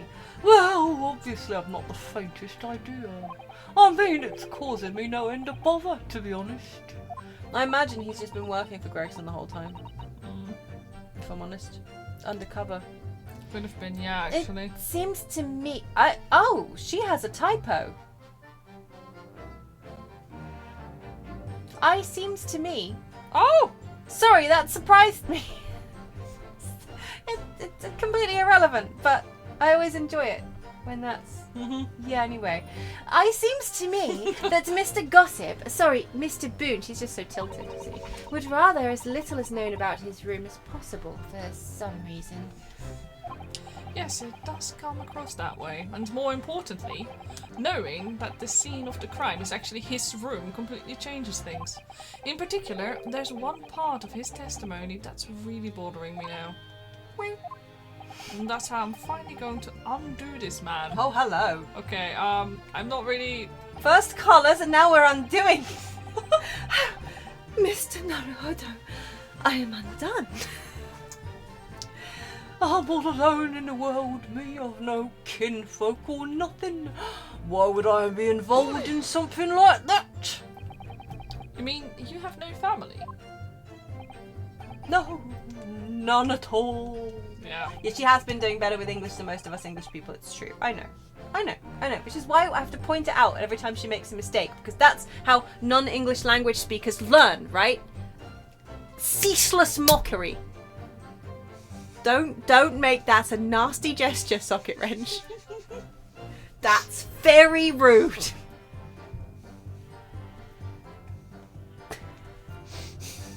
So, I spend my days on I do not condone the mockery of the foreign. I spend my days on Fresno Street peddling tidbits to passers-by.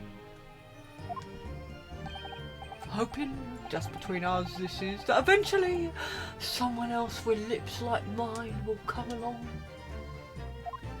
I don't think so. Wow. Wow! Everyone is so sassy in this case. You may be right.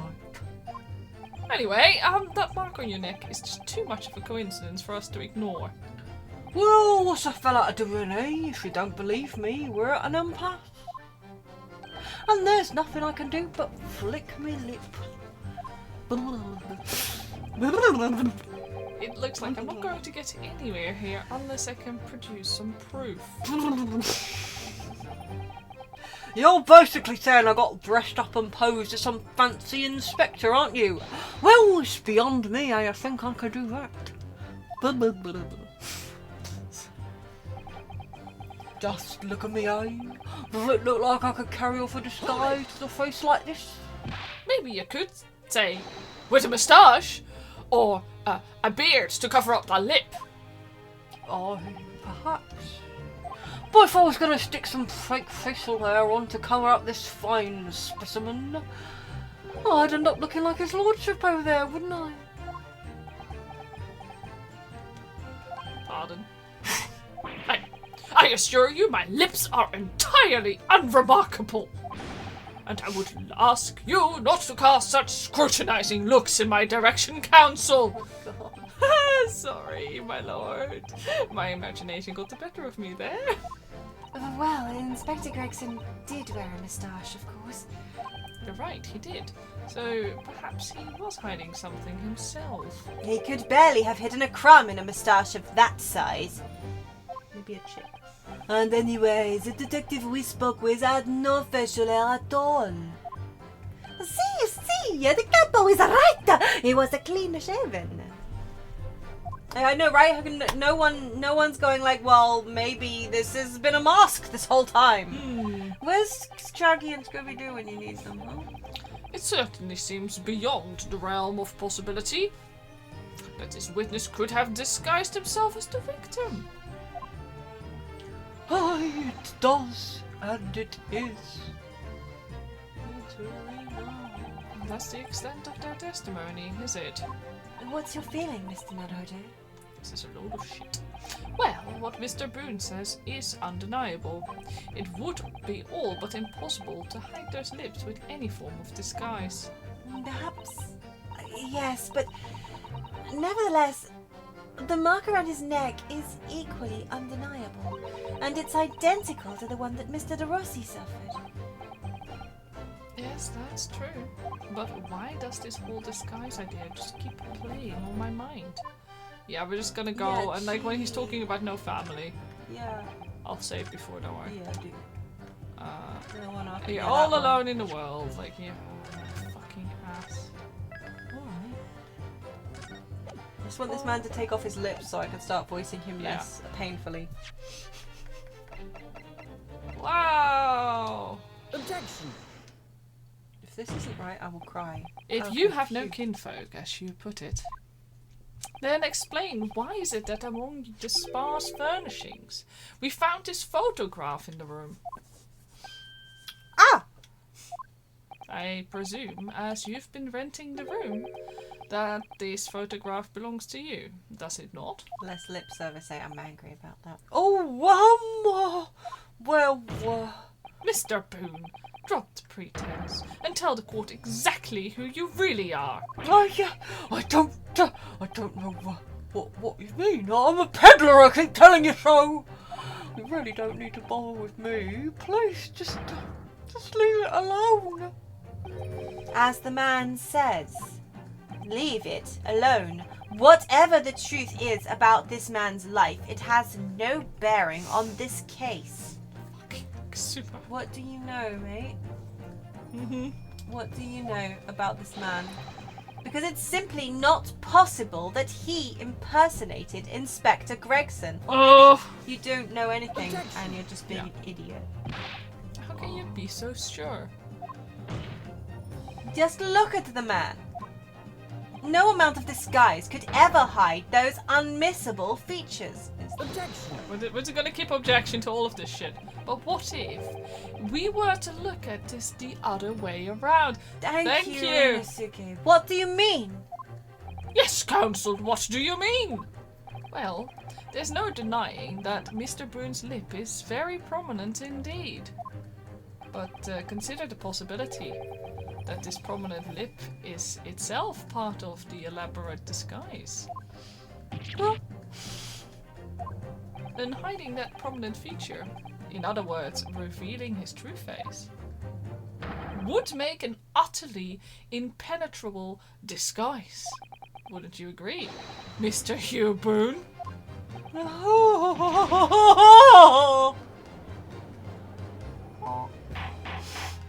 Good. Witness! Are you still hiding the truth from this court? if disguise, then underneath it, his true identity must be... Yes, that's right. There's really only one person he could really be. My lord, the defense believes it can reveal Mr. Boone's true identity to the court. No, please. No. Very well then, counsel.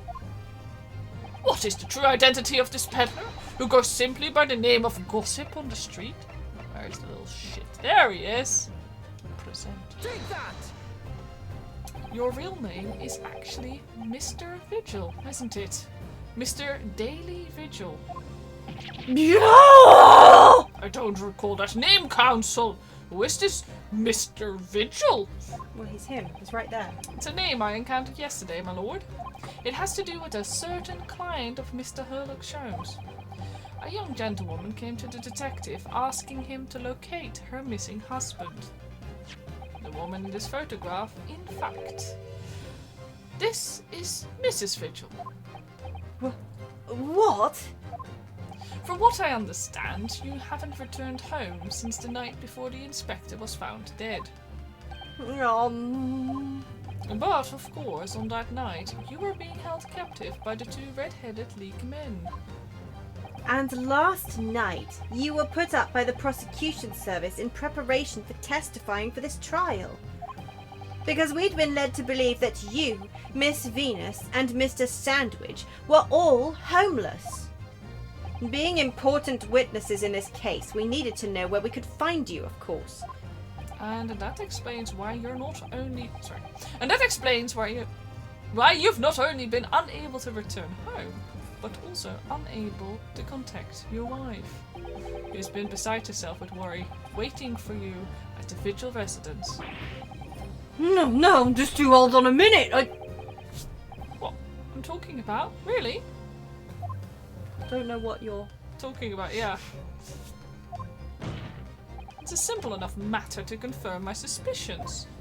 All we have to do is pull off that disguise. No, please. Bailiff, bring soap, a sponge, and a wash bowl at once. Mr. de Rousseau and Mr. de Rossi, you will restrain the witness. What? That's what... Oui, my lord. Si, my lord. This is... Si, my lord. This seems illegal. Or at least highly unethical. What? What? Oh, no, stop. Get off, please. Don't.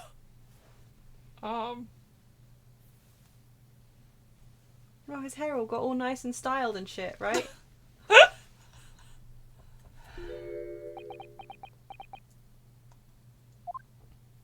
Yes. Wow. Well, we are now seeing your true features, I presume. Whoa, we got outfit check. Yeah, they gave him a change of clothes and everything. I see he still has the whole prison bars thing going on. Lift your head, sir, so the court can see your face. Damn, dude, what's the name of your plastic surgeon? Right? Does some good work.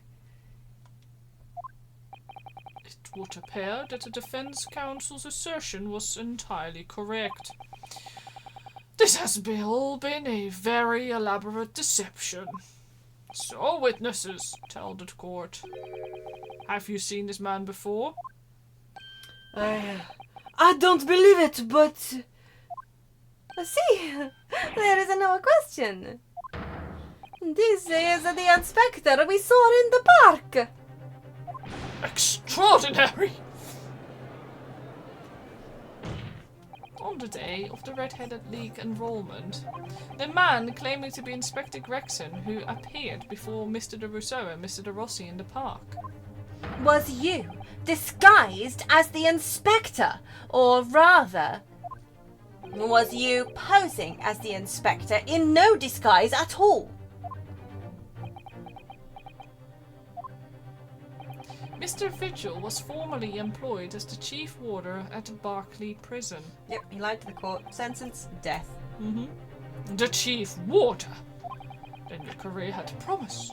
Why you would quite possibly have become the future governor of the prison. What on earth have you been doing, peddling tittle-tattle on Fresno Street? Well, it's been 10 years since Mr. Vigil worked at the prison. 10 years? Don't speak about 10 years around Alright. Asugi. I'm really dreadfully sorry about all of this. Yes, it's true, I am Daily Vigil. And you were the chief warder at Berkeley Prison 10 years ago. You're in for it now! So where did Mr. Hugh Boone come from? Boone is the other me. It's a name I invented. Well, evidently there is a great deal under the surface here. I'll explain everything.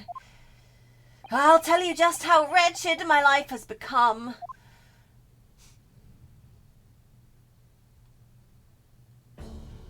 Oh, As you say, it was 10 years ago now that my employment as Berkeley's chief warder came to an end. 10 years ago. Thunder and lightning strike outside, right? Having left the prison service, I searched for some new occupation by which to earn a wage. But times were hard in London and I found no suitable engagements at all. In desperation one day, I turned my hand at selling wares on Fresno Street. but your wife appears to know nothing of this. She still maintains that you are the chief warder at Berkeley Prison. I was utterly determined that my wife should not know of my failings, which is why I've never told her. I must say, 10 years is an impressive It time. is an impressive time to not. Yeah. Yeah, I want to know actually what's going on with his waistcoat. It doesn't Yeah. button at the front, No. which implies that it's some kind of jumper or possibly tabard. Yeah, that's a good point. I don't like it. It needs buttons and it's upsetting me. Wow. I was distracted. What did you do? Found a rock under Oh, the foot. she One of found a your rock. rocks. Oh, it was one of my. Okay. It's a sharp one. Oh yeah, that'll do. Are you all right? Yeah, I'm fine. Okay. Yeah, I have a habit of accidentally tracking tiny rocks in the house. They just come in. Okay, look. Every time we go out anywhere, I get a rock in my shoe. It's like, I don't know. It's like a little weird curse, or maybe a blessing. Hey, free rocks. Yeah, but these are the crunchy ones that get stuck in your gums. Yeah, that's true. Yeah. You can't eat these rocks. Eh. I opened an account at the bank under the name of Hugh Boone. Yeah, cobbled instinct, it's true. And I rented the cheapest room I could find on Fresno Street. The scene of the very crime we're investigating. Yes, that's right.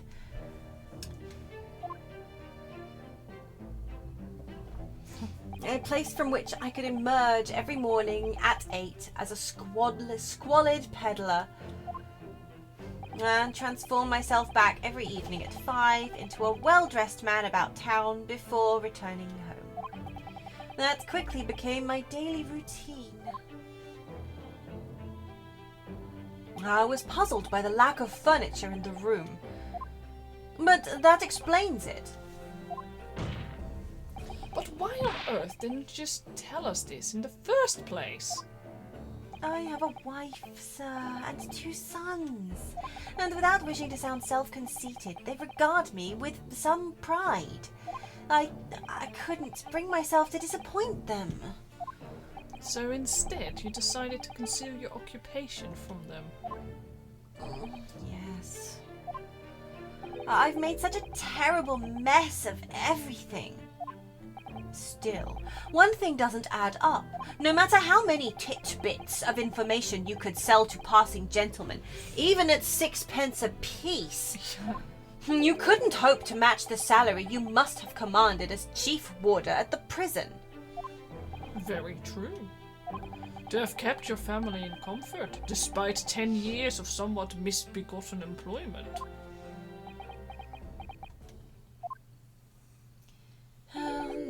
was all thanks to Inspector Gregson. What?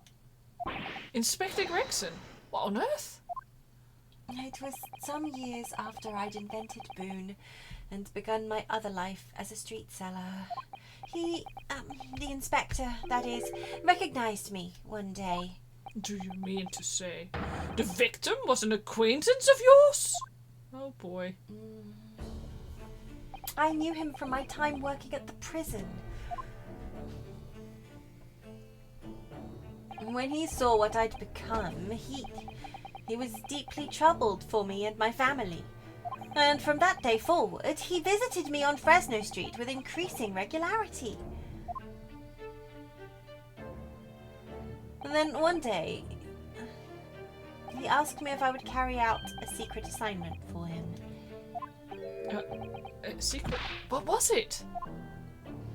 I was to impersonate the inspector. What? Impersonate him? We always met in that little room so the inspector could brief me. Visit Orksy's tomorrow and take a statement from the proprietress. It was always something along those lines. Surveillance work, interviewing people. On those occasions, he would lend me his identification so people would believe who I was. My instructions were to make an impression, to let people know that Inspector Gregson had been at work. And for those services, he compensated me financially. A Scotland Yard inspector willingly relinquished his identification into your care with intent to deceive. That, as I'm sure I need not point out, is a very serious criminal offence. Well, Gregson's dead. What are you going to do? But why? What was the point of you impersonating him? I truthfully do not know. All I can say is that the inspector warned me on numerous occasions. Now remember, Visual, I need your solemn word. You don't blab about this to anyone, right? Ever. Even if I end up a croaker.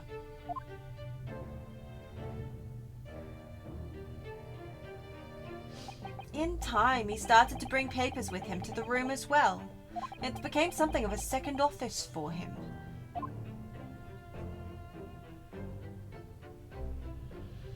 So, in fact, the person who declared himself to be Inspector Gregson at the park on Lime Street was really... Yes, it was me, acting on the inspector's orders. As usual, I removed my Boone disguise, and then went as instructed to the park, armed with the inspector's identification book. It never occurred to me that the bruise on my neck might give me away.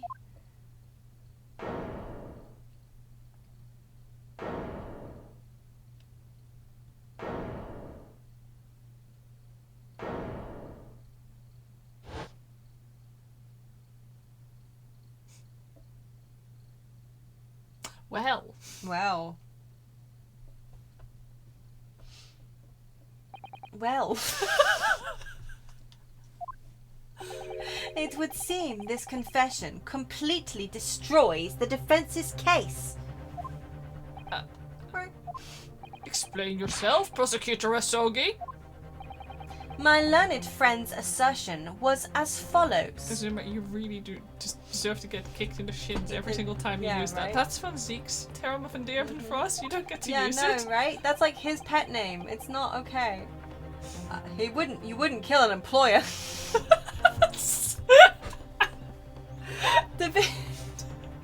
The victim was killed at another location on the day before his corpse was discovered, at the hands of these two red-headed league men when they imprisoned the inspector.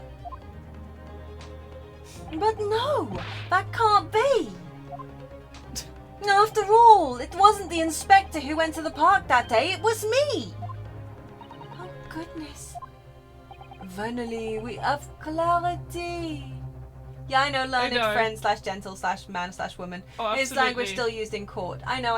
Yeah, my learned blah blah blah is, yeah. But the way Usually he is- uses it. Yeah, no, exactly. I mean, for the sake of entertainment purposes, how dare he? Fancy sound like a tea kettle on the stove in the background, though, right? We had nothing to do with the murder of the inspector. And merci, Monsieur de la Défense, for proving it. Ah!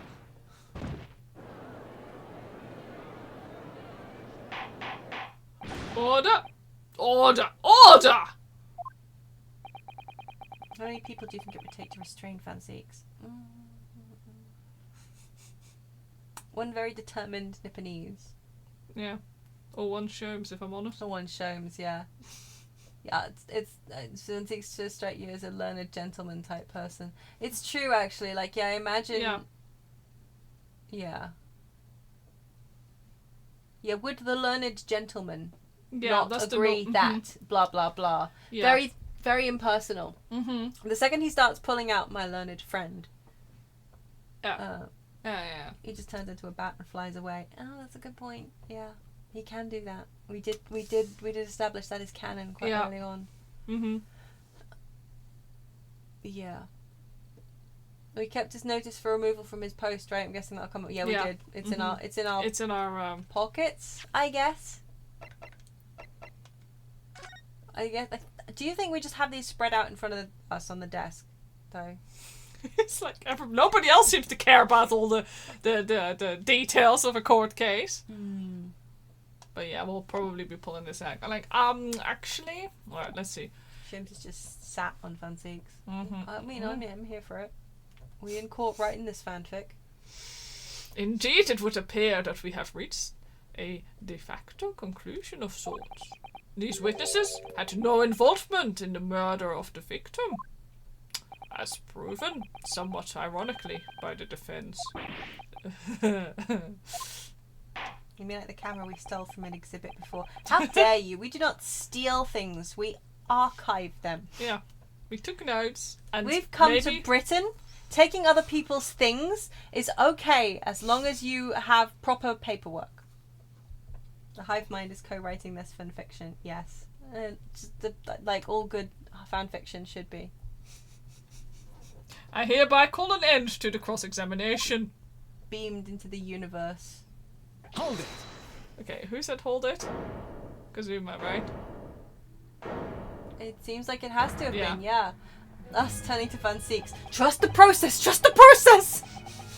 Pardon me, my lord, but with your permission, I would like to pose one further question to the witness. Kazuma? What question, counsel? The fuck did you do with my dad? Oh yeah, it's 10 years ago. Concerns the events of 10 years ago. I believe you would have been present at a very significant execution that was carried out at the time. Oh. 10 years ago? The execution of the Professor Genshin Asogi. I want to know exactly what your involvement was. Oh? Answer me, man. One moment, counsel. Is this related to the current case? Probably, actually, yeah. Naturally. It is the prosecution's belief that this case and the events of 10 years ago are inextricably linked. And does the defense concur, counsel? Kazuma, you're not yourself. You're not as calm and collected as usual. Poor Kazuma-sama. No wonder he's acting this way. Mr. Vigil's memories of what happened 10 years ago would tell the tale of Genshin Asogi's last moments. His own father. I know. I do understand that, but even so... Prosecutor Asogi. Where? Do you genuinely believe that this question requires an answer in order to learn the truth behind Inspector Gregson's death? I need you to trust me. Please.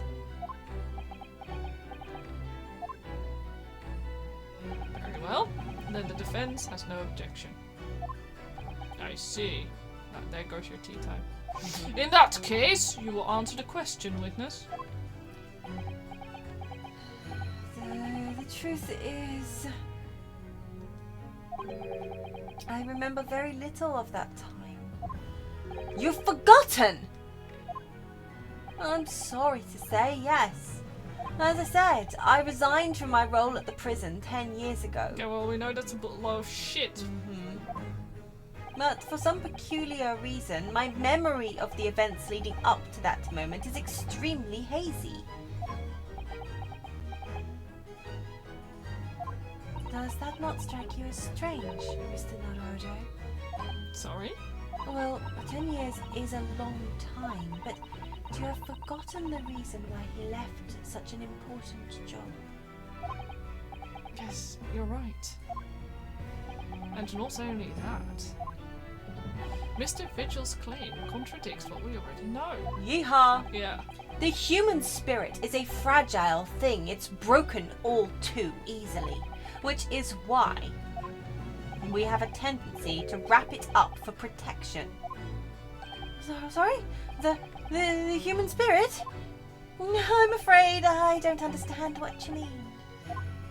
When we experience pain and suffering that we feel unable to bear, we block it out, obliterate it from our memories, seal it away. But it never truly leaves us. We often do remember, in fact, that we once lived. If the seal is broken, the memories resurface. And when they do, that fragile spirit may finally be crushed. But I really don't. Kasama-sama. But if it must be crushed, then so be it. Because the truth will not stay buried. It's coming out, one way or another. Right. Now I understand. It's clear what his intentions are. He means to expose the truth at any cost. Perhaps if I pointed out the contradiction in what Mr. Vigil claimed earlier, it might cause some crucial memories to return to him. But should I? Should I present the evidence or not? Do it, because if we don't, then Ziggs is still gonna get it. I mean, yeah. But I'll say just in case. I don't see why not, like, legitimately. I don't know. Like, I feel a little bit sorry for this guy who just seems like he was trying to maybe feed his wife and sons. Yeah, but also, fuck sir, it, you lying, bitch.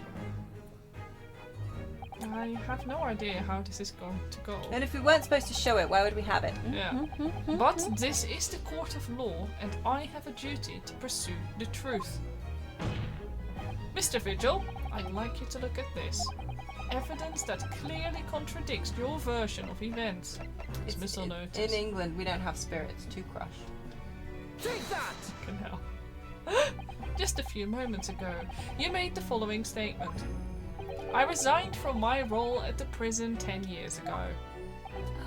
Well, yes.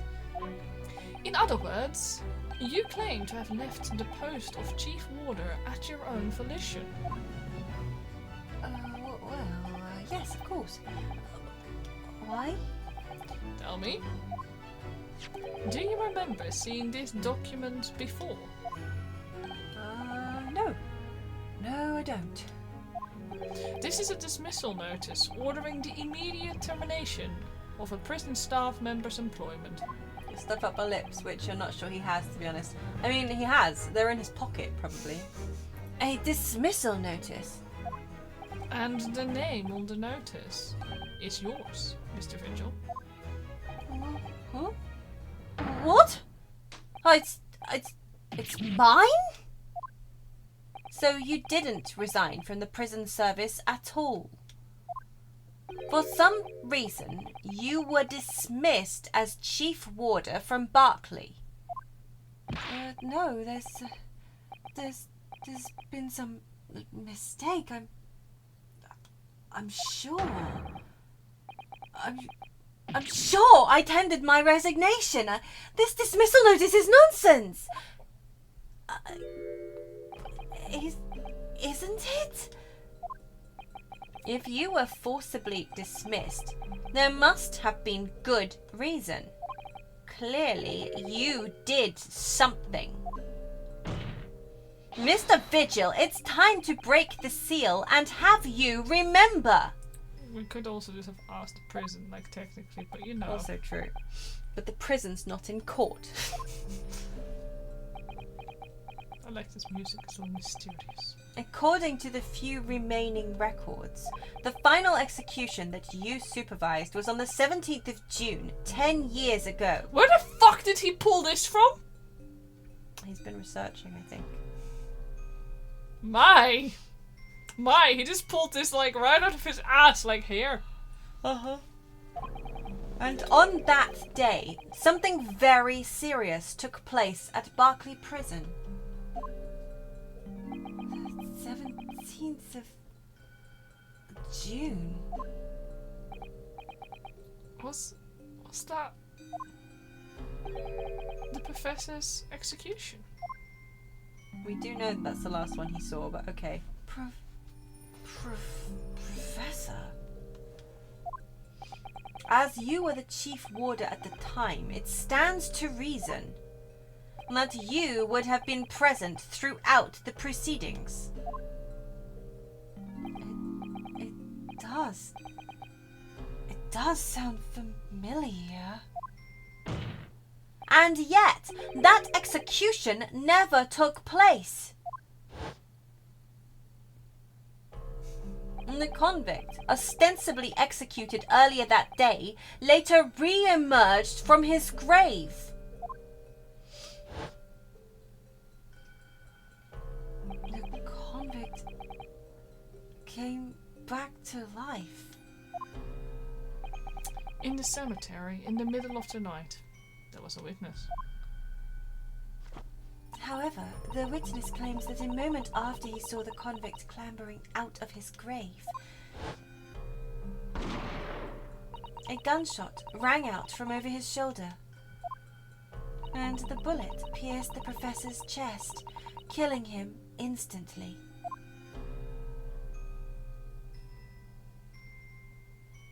Those may have been the professor's actual last moments.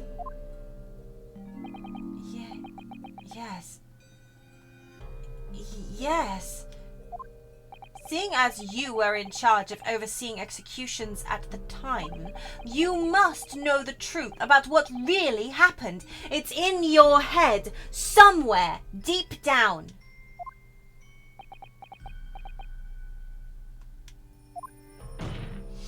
Well, Chief Warder Daily Vigil? I know there are memories in your head that can explain what happened on the 17th of June, 10 years ago. And now it's time for you to drag them up.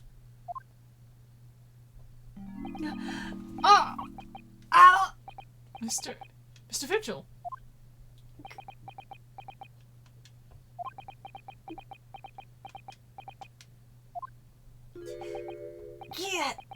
Yes, the whole prison, it was complete chaos. The prisoner escaped. He was killed in the cemetery. The shocking news ripped through Berkeley like a hurricane. What? Oh, order! Do you mean to say, Mr. Vigil, that your memories of the time have returned? My head is... It's like some floodgates have been opened. images, the screams.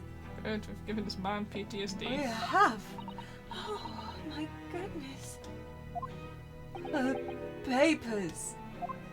There were reports, articles about a man who'd seen a ghost. Yes, Enoch Drebber. But surely those reports were exaggerated. There were traces at the scene. Traces of what? In Logate Cemetery at plot number 139. Blood! Lots of blood! That's where the man was buried, of course. Obviously, something terrible had happened there. The depths of conspiracy and depravity from which this tale is emerging are quite staggering. I've reviewed the police reports from that time extensively. A thorough investigation was conducted by Scotland Yard to ascertain how the convict managed to escape in the first place. And the conclusion reached by the investigating team was that a member of the prison staff must have been involved. Are you suggesting that a prison warder abetted the man's bid for freedom? Yes. Yes, and I was suspected of doing it. Yeah, so he was basically a good guy, probably. Seems that way, yeah. Like, he was probably... I mean, I don't think Asogi was the professor. I don't think so, no.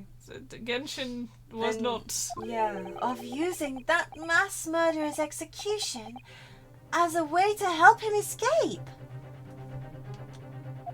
You did what? I remember now. The horror of it all is coming back to me. Yeah, Gregson must have known and felt guilty. Maybe, yeah. On an evening a few days after the execution, some detectives came to the prison. Oh, he's making me dizzy. I was called to the governor's office at the top of the watchtower.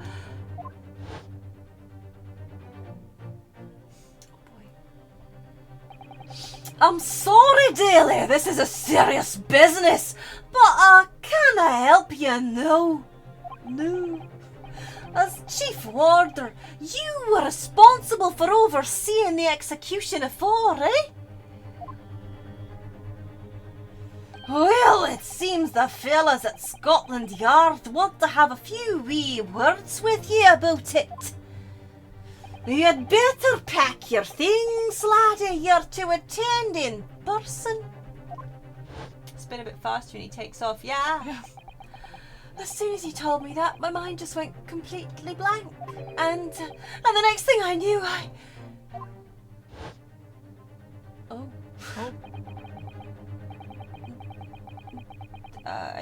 the professor, the most hated killer in our country's history, and I let him escape.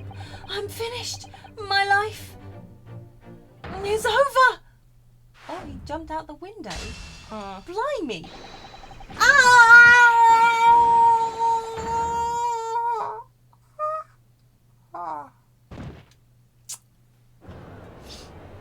Fair reaction. Order, bailiff! Fetch a doctor at once! Court is adjourned for today with immediate effect. So all we have to do to keep Van Zieks alive is make all the witnesses Mr. Vigil's collapse. Proceedings came to an abrupt end for the day. Once again overshadowed by the legacy of that notorious killer, appearing like a cursed ghost ship on a foggy ocean. Lord Van Zieks, Mr. Vigil, Kazuma, and Gregson. All of them bound by invisible chains anchored to the same wreckage in the murky depths of the past. But the miraculous light that had been trying to cut through the gloom and shine on those tragic events was playing on the edges of the truth at last.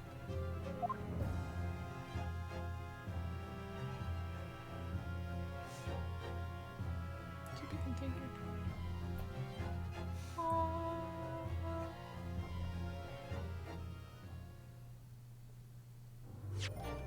would like to see my good progress. Yes, please, thank you. Things are getting good. Yeah, no, Yeah, right? it's Things like, are getting spicy. Uh-oh. No.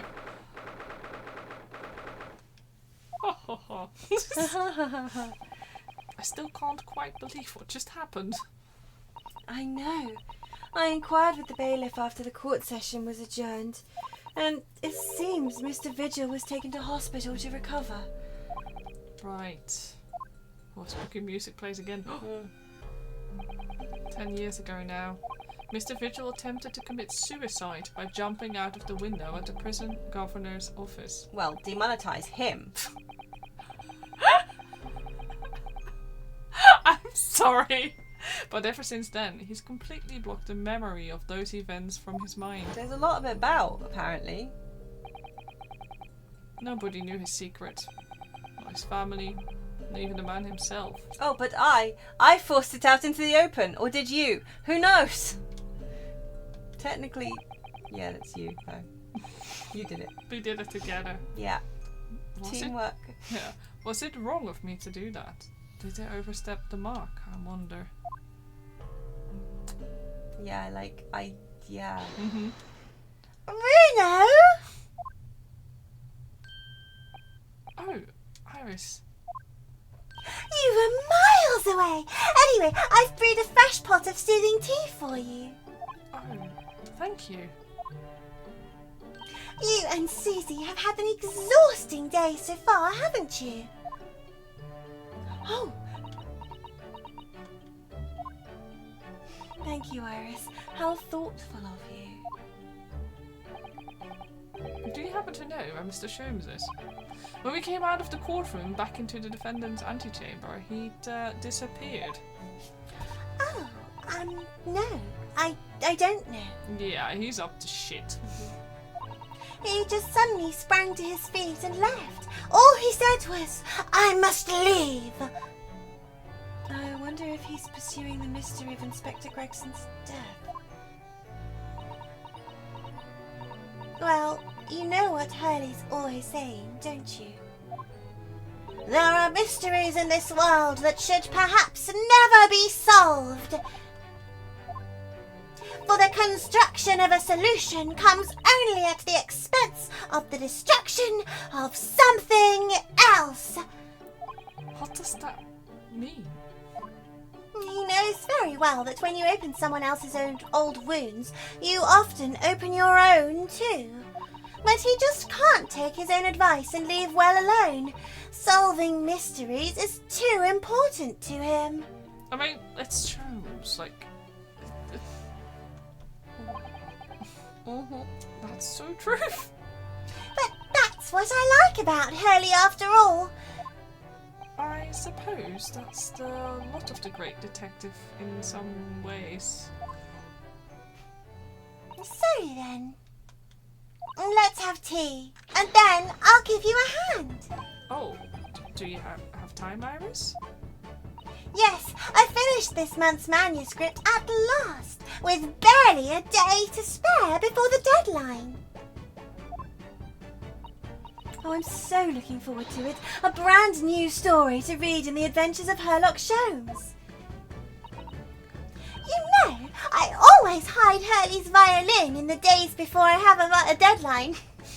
You do. Oh, poor Mr. Sholmes. I'm sure that's very wise, Iris. How sensible of you. I like how we're all just ganging up on Sholmes here. No, right? I think it's good for him to suffer. Now then, my dear fellows, let's make a plan of action before we continue our investigation. What a wonderful place to finish the stream For the today. week. It's really impressive if I can make an impression of a character with another character you also voice in a different way. I thank you, I try. I'm glad that you like it. I appreciate that. Yeah, I'd like to go on. I do. But- I would like to go on, but yeah, it's It's snoozy time. it is. It's doggy walkies time and snoozy time for Kobold and Beast. Yeah. Although the dog is sneezing too already, so the dog will do what the dog wants to do. Mm-hmm. Yeah. So fingers crossed. Next week we'll Yeah. delve some more into this case, and we'll probably just hit the really juicy bits before we have to break off for the full Christmas tide experience. Yeah, I suspect What's the so. dog doing? The dog is sleeping. Yeah, it's just basically been called up. She's on her warm blanket, heated blanket, zonked. Yeah. But she is 12 and a half, so she's allowed to sleep a lot. She is. That's kind of her job at this point. Mm-hmm. My darling. You know what, my darling? So yeah, Yeah. thanks again for joining us. Yes. Time for Goose and Kitties to sleep too. Yeah. Yeah. Yeah. I hope you feel better soon, Goose. Extended stream next time. We need to clear this case before Christmas. Do you think we could try? We could try. Your voice will die. I could probably squeeze out another hour 2 days a week if I'm very gentle with it before and after. Okay. We could try starting at 7 next week. I could try. Do you think that's not going to happen? You're giving me the eyeballs. We'll try and stretch out a little bit longer next week. Yeah, we'll just try starting on time. How does that sound? Yeah. So okay, we'll try and be starting a little earlier and maybe going a little longer. Maybe. Yeah. We'll try and see how much of this case we can bash out before Christmas. Otherwise, we'll maybe finish it in the new year. An entirely new season. Will be our new year presents. of sussy sussness. Yes. Technically, we're supposed to start at 7:30 p.m. English time. We usually start at 8 We something. have been starting at 8 to 8:30 recently, which is actually shocking. Yes, well. But at least we've been doing it consistently, which is what matters, Yeah, I right? think so too. Yeah. Speaking of which, your work just doubled its client book, so like 386,000 more people calling. Your voice is going to be dead. Oh my goodness, Oh. that does sound exhausting. We're on you next week to tell you about the cats at the new pet shop. They were very sweet. Oh, that is okay. That is cute. I'm going to assume they're like a rescue type thing that like is brought to the pet shop. Because whilst that does sound adorable, I am always a little dodge. Oh, the owner's pets! Oh, phew. I was going to say. Ooh. Ooh. Ooh. That's cute. That's really sweet. I love that. That's great.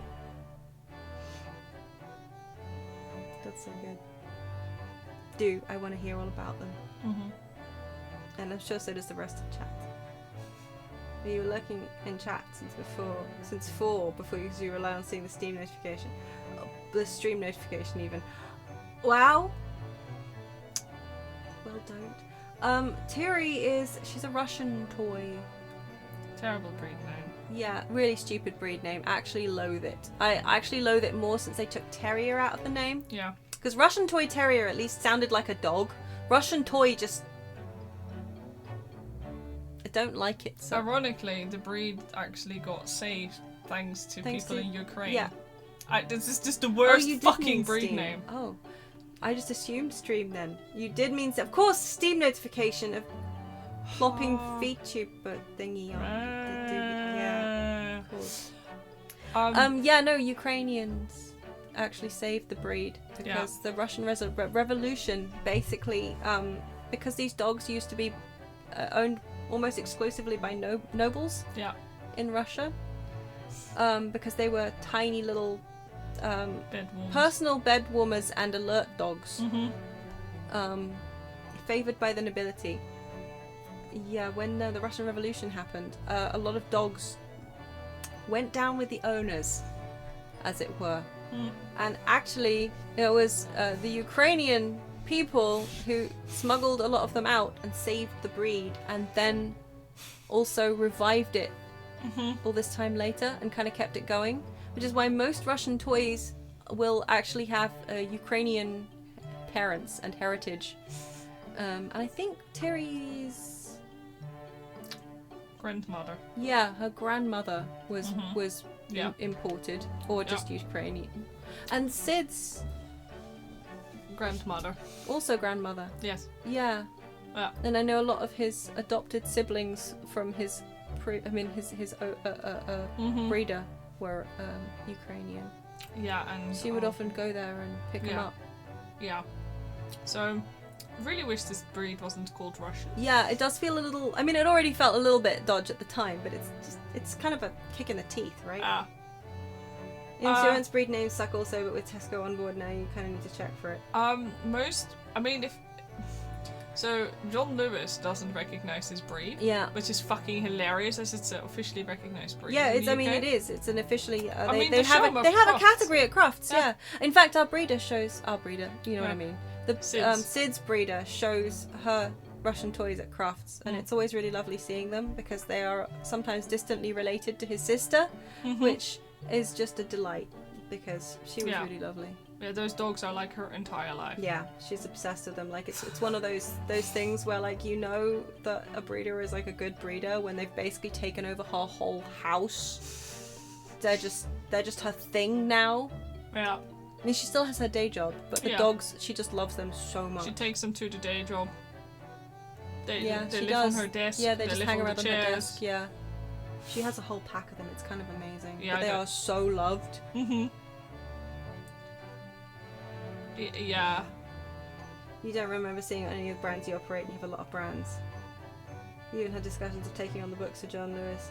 I think Oh, boy. the only one we ever actually managed to find it on was Plan. Pet Plan. They- Plan. They had it straight it. away. Yeah. Even before they were officially Yeah, registered in the UK. yeah, because we of course had we got them insurance the second we moved Yeah. over here. They were an exceptionally rare breed. There weren't enough of them in the UK yet when we moved here. Yeah, Tyri is actually one of the Founding. because there need to be a certain number of the breed in the country for them to actually be recognised as an official Yeah. breed, and Tyri moving here helped. Yeah. Good job, both. Is Pet Plan particularly expensive? They were pretty good value compared to a lot of the others when we moved them. Pet Plan is expensive, but they also pay ridiculously fast. And they have covered everything. I thought John Lewis was John Lewis was actually more expensive. Yeah, I like was no gonna joke. say. And their cover was shit. Yeah, when we moved to Pet Plan, it was like a really, really good. I mean, it's ridiculously expensive for Tyri because she's like 12 and a half years old. And her premium's going to go up to preposterous amounts. Yeah. You have some wild breeds listed.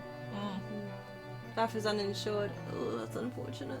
Yeah. Yeah, we can't really afford to insure Tyri, but now No, she's her getting older, it's kind of like... It's like, yeah, the new premium for next year is going to be 72 quid a month. I was like, oh! Yeah.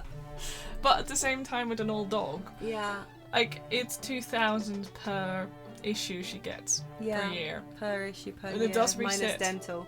Yeah, although a they've month. started covering some dental too, so they might Oh, even really? cover this dental, yeah. Meh. So yeah. But Pet Plan has been paying out pretty well, pretty consistently. Pet Plan was really helpful when Sid had his issue as well. They didn't like question it. Yeah, it used to be cheaper, but Tyri's a really old dog. Yeah, she turns 13 next year. Yeah, exactly. Most dogs don't make it past like 12. Yeah, well, the breed. I mean, the average age of this breed actually has gone up now, hasn't it? But I think it's 10 still, isn't it? Or is it 12 now? I think it's 12 now. 12 now, because Yeah. back when we got Tyri, the average age was 10, Yeah. and now it's gone up to 12 because I think there were a few pretty healthy ones in there, just dragging the average age up. But yeah, no, I think at one point her premium doubled when she hit like senior dog status. Yeah, once And she now hits it goes 12. up. No, it that's just the skyrocketed. that's the average age. That are literally like on like their Wikipedia page or whatever. It's like the average age this breed will probably approximately get to is. But the good thing about owning small dogs is that they are ridiculously cheap to feed. Yeah.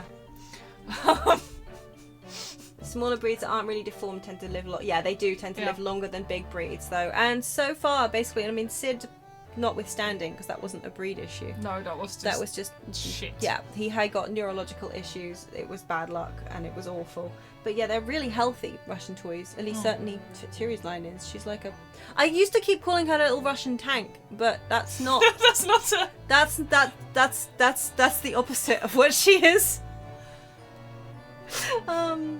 But you know, officially this dog is Belgian. Mm-hmm. Her passport is Belgian, which is unfortunate.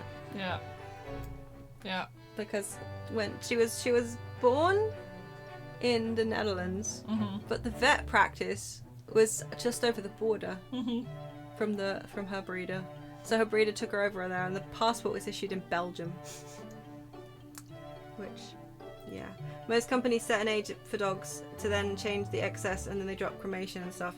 I don't know nothing about none of that, but we don't cremate the dogs anyway. No. So. Mostly because we can't afford it, and also No. because I don't like it personally. It's bad. It's bad for the environment, so I try and avoid it. If I don't need to, I wouldn't. Yeah. Usually with small dogs it's 8.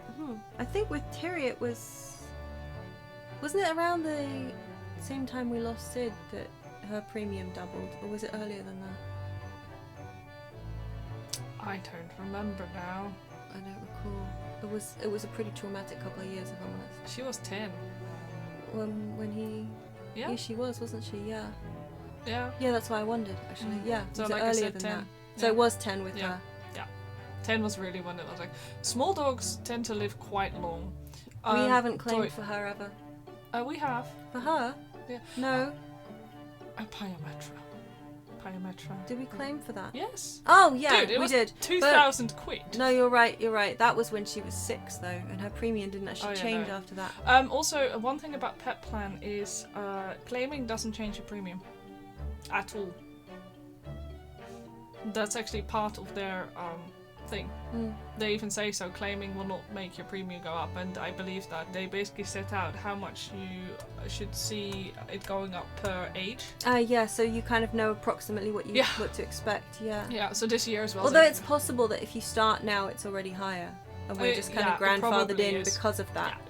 Because I mean, that's one of the things that, like, when we took Tiri to the vet for her jabs, her vaccinations. Yeah. Earlier this year, there was a woman talking about the fact that her dog's premium was like £200 a month.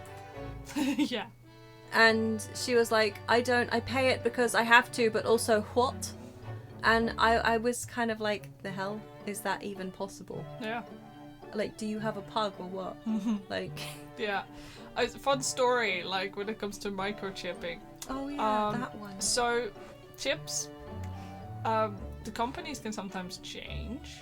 Yeah. And the company that Sid was microchipped with got taken over by some assholes who wanted a subscription Yep. for the basic things. So, after he died, they kept sending me emails Yep. about how to keep Sid warm during the winter. Yeah. I was But like, yeah, so in order to say that he's died, we would Yeah. actually need to pay them money yeah, to keep up the subscription. yeah, So we don't do that. So as far as they're concerned, he's now he's not that old actually, but yeah, he's No. still alive. But yeah, Yeah. their tips for keeping Yeah. him warm probably wouldn't work. So I think I finally managed to do it a couple of months ago. I finally found a way to deactivate this because I was like, this is getting grim. It was pretty upsetting because you laugh and then you have a little bit of a cry because I still don't like the fact that he's cold outside.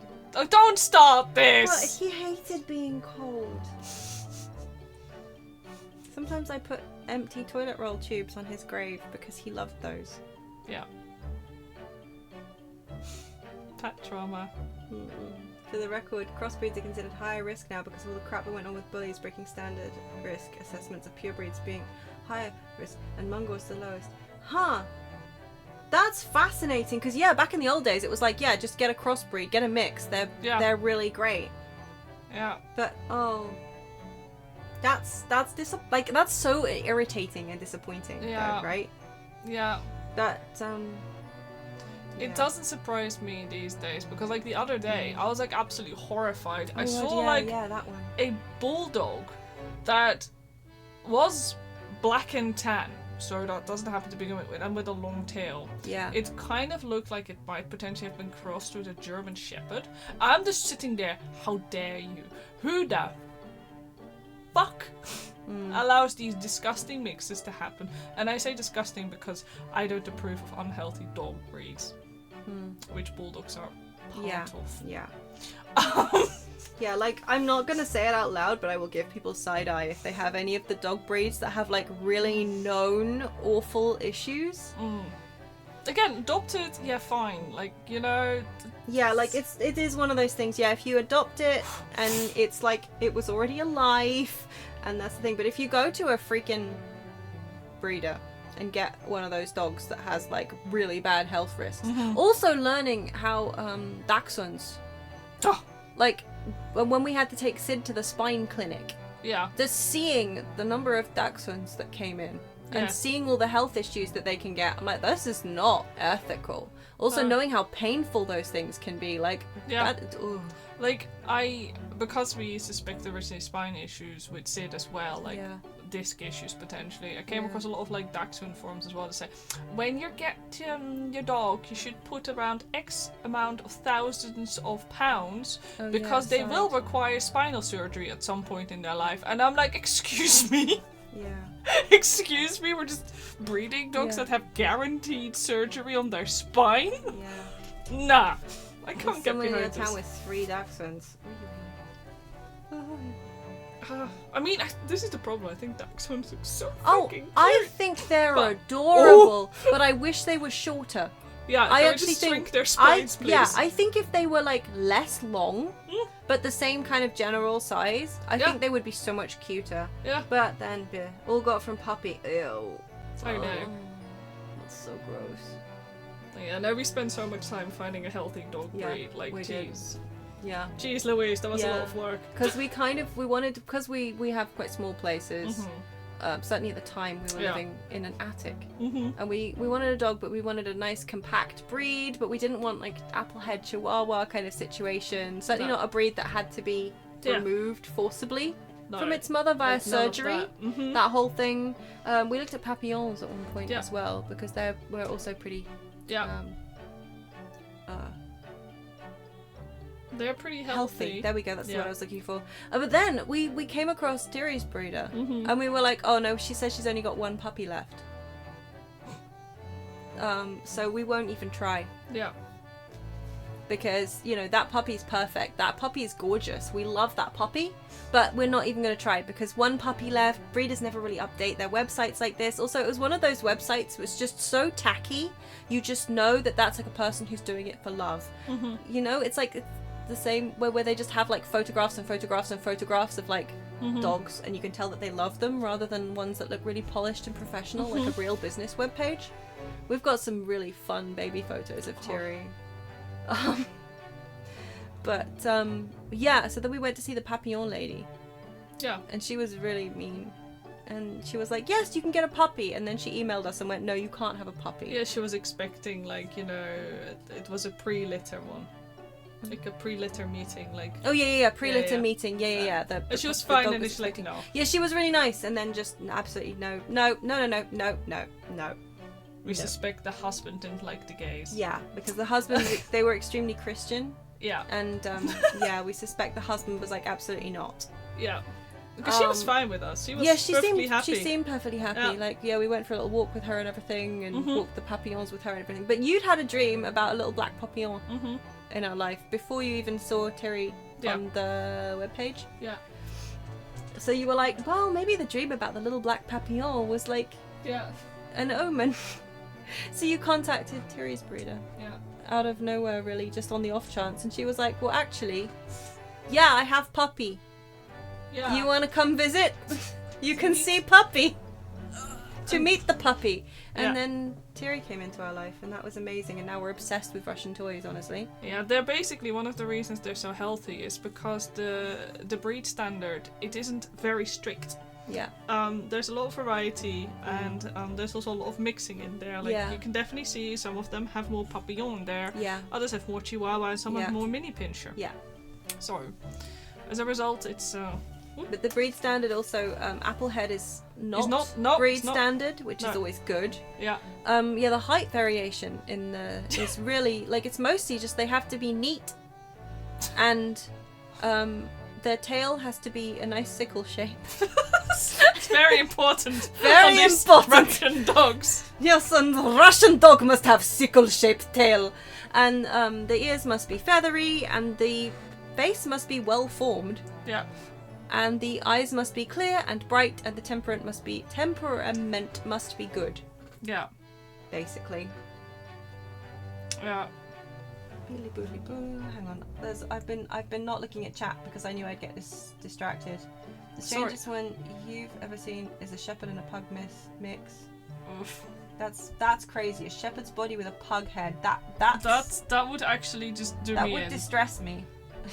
Like, what did you do? How did she get these dogs to... you know what? I don't want to know.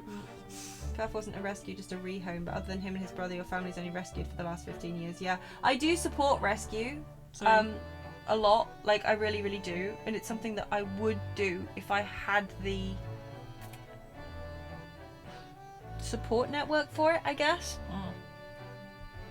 I've like my entire youth I've rescued cats. Our dog was also a rescue, but I'm also of the opinion if you have you need to have a lot of time and a lot of extra money too if you're going to take in a rescue. Yeah, because they usually need a lot more care than Like I just at that point in time when we got Thierry as well, there was no way in hell we would have been able to take proper care of the rescues. Also because the rescues in the Netherlands are deeply traumatized. Yeah, that's true. You will as well. not get nice dogs in the rescues there. To be fair, also around this area as well, all the rescues, like in rescue, homey, what you call these dog homes, thingy, animal shelters. Oh yeah. They are often really traumatized because people in this area tend to get animals because that's the thing that one should do. Yeah. And then they traumatize them, and then they're horrible, and then they dump them at a shelter, and it's like, yeah. Sorry. that's got on those horrible deformed pugs. Yeah, to be fair. I'm just like I love Billy, but he looks like a wobble dog was brought to life. Oh my god.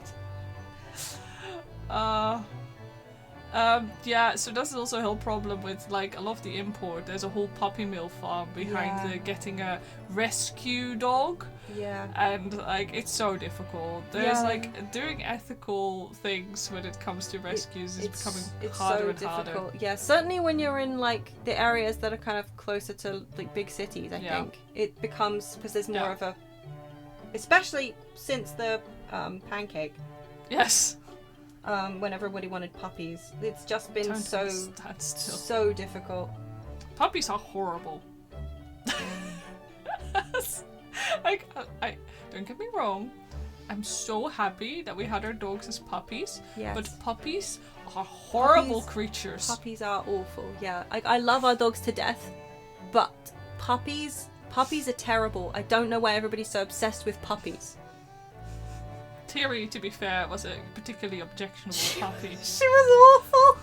I love her so much. But sometimes she looks at me with the face and I'm like, oh, I see you when you're a puppy. You're giving me the puppy face. You think that makes you look cute, but all I want to do is throw you out of a window. With love, obviously. But you know what I mean. Puppies! I mean, I agree, guys. I do like kittens. Also, do show me the photo of a yes, Yorkie puppy. Please and thank you. Because I like looking at puppies, I just don't like owning them. Yeah. Oh yeah, for sure. Your videos of them actually, including your most hateful dog actually loving having a puppy around her. Oh my goodness. Yeah, Thierry was terrified of Sid. She was so scared. So like she was properly drooling levels of terrified. Yeah, it was really. I felt pretty guilty for bringing something that she was obviously so scared of into her life. Yeah. She does miss him now though. But... Yeah, she does. She hated him, but she does miss him. Yeah, she really, really does. Well, you've heard her on stream interacting with him. He'd come over and she'd just be like, Rah! And then they'd play with each other and she'd sound like she was making nightmare noises. Because this dog doesn't know how to speak properly. She's either... Oh my god! The mic will not have picked The mic would not have picked up the fact that she just went... Yeah, she doesn't know how to speak properly at all. And I think she laughs. I think she mimics us laughing. Sometimes when we're playing with her, she'll go like... And that's not a normal dog noise at all. Like, it's not panting. She just, like, kind of just makes laughing noises, I think. That's pretty cute. Molly despises everyone having Scampi brought her a level of delight we've never seen in her before. Oh, that's so precious, though. That's really... I love that when that... It's, like, literally the opposite of with Tiri. She's, like, so friendly to everyone. But when we brought Sid in, she was like, no. I remember actually messaging you at work and being like, Tiri just walked past his crate. Like, she just walked past it. Yeah. She's not done that before. Yeah. Because she used to just stand there staring at me and staring at the crate and just drooling with fear. Like, I can't go past it. I'd be like, he's locked up. It's fine. He can't get to you. And he just wanted to love. Yeah. He was just so full of boundless love at that point. Mm-hmm. He loved her dearly. He adored her. He just wanted to be in her space all the time. And she was just like, absolutely the fuck not. What do you think you're doing, sunshine? But he loves this big puppy. He's a tiny dog and he has this massive Labrador puppy and he loves him so much. Oh, that's so cute. He does not like it when you tell off his puppy. That's precious. Oh my god. I love that so much. I just love it when animals interact with each other. I still can't get over that said. My mum, when we were talking about getting a second dog, she was like, well, are you sure you want to get a second dog? Because Tiri won't love you as much when she's got a friend. And I'm like, I think that says a lot about your parenting style. That you're worried about us getting a second dog because it means the first dog won't love us as much. Because she'll have a companion of her own species. But okay. That was certainly something. That was, yeah. She said it multiple times as well. Mm-hmm. So it wasn't that I just misunderstood it. She was like, no, it won't. I think, and I vaguely remember it. It stirs a memory of me wanting a second cat when I was a kid. Because we had a ragdoll cat. And I was like, I want a second cat. She was like, no, because the first one won't like us as much if we get it a second one, because then it'll just want to play with the second, with the other cat. And I think actually, yeah, being a kobold raised by a human must be difficult. It's true. Yeah, it was difficult.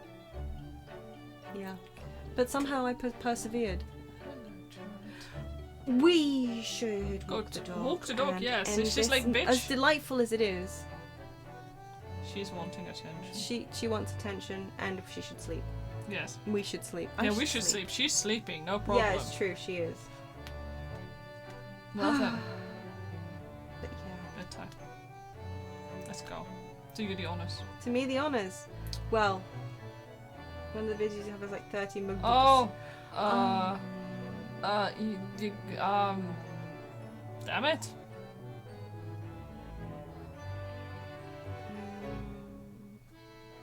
I don't know enough about video sharing. I'm like one of these assholes who only shares like pictures. Yeah, see, normally when I have a video that's too large to share anywhere else, I just throw it on YouTube and then just share out the link. Yeah. But, that's because I'm old too. Older than you. Hey, we're old enough that back when we used Twitter, it didn't natively support photos, so you had to put them on TwitPic. Yeah. That's how old I am. Meaning that when I downloaded all my archive, all the images are just gone. Yeah. Like, oh, goody. Yeah. Anyway, sorry. But yes. Well then. Could you want to... Thank you. Snooze the ad. Good job. Thanks for coming to our stream. Don't forget, keep the cat in your heart. I can't think of an extra bit to add on to that today. Discord is too small, Telegram's a bit of a stretch just to share a video. Yeah, Discord's a real pain with videos as well. Yeah. It always surprises me how tiny the videos are. Yeah, they're like, no, you can't have anything. Like this image is usually too big for Discord. Like, anyway. I don't even want to talk about Etsy. Yeah, sure, you can absolutely sell like files on Etsy, digital files. Yes, you want to sell some like stream assets on Etsy? Absolutely, but not if they're bigger than a number that we don't disclose until after you've tried uploading the video. It's fucking tiny. I mean, the file, it is really small, yeah. keep the heart in your heart. Always follow the kobold motto: live, laugh, loot. Objection! And until next week, we hope you'll be well. Good night.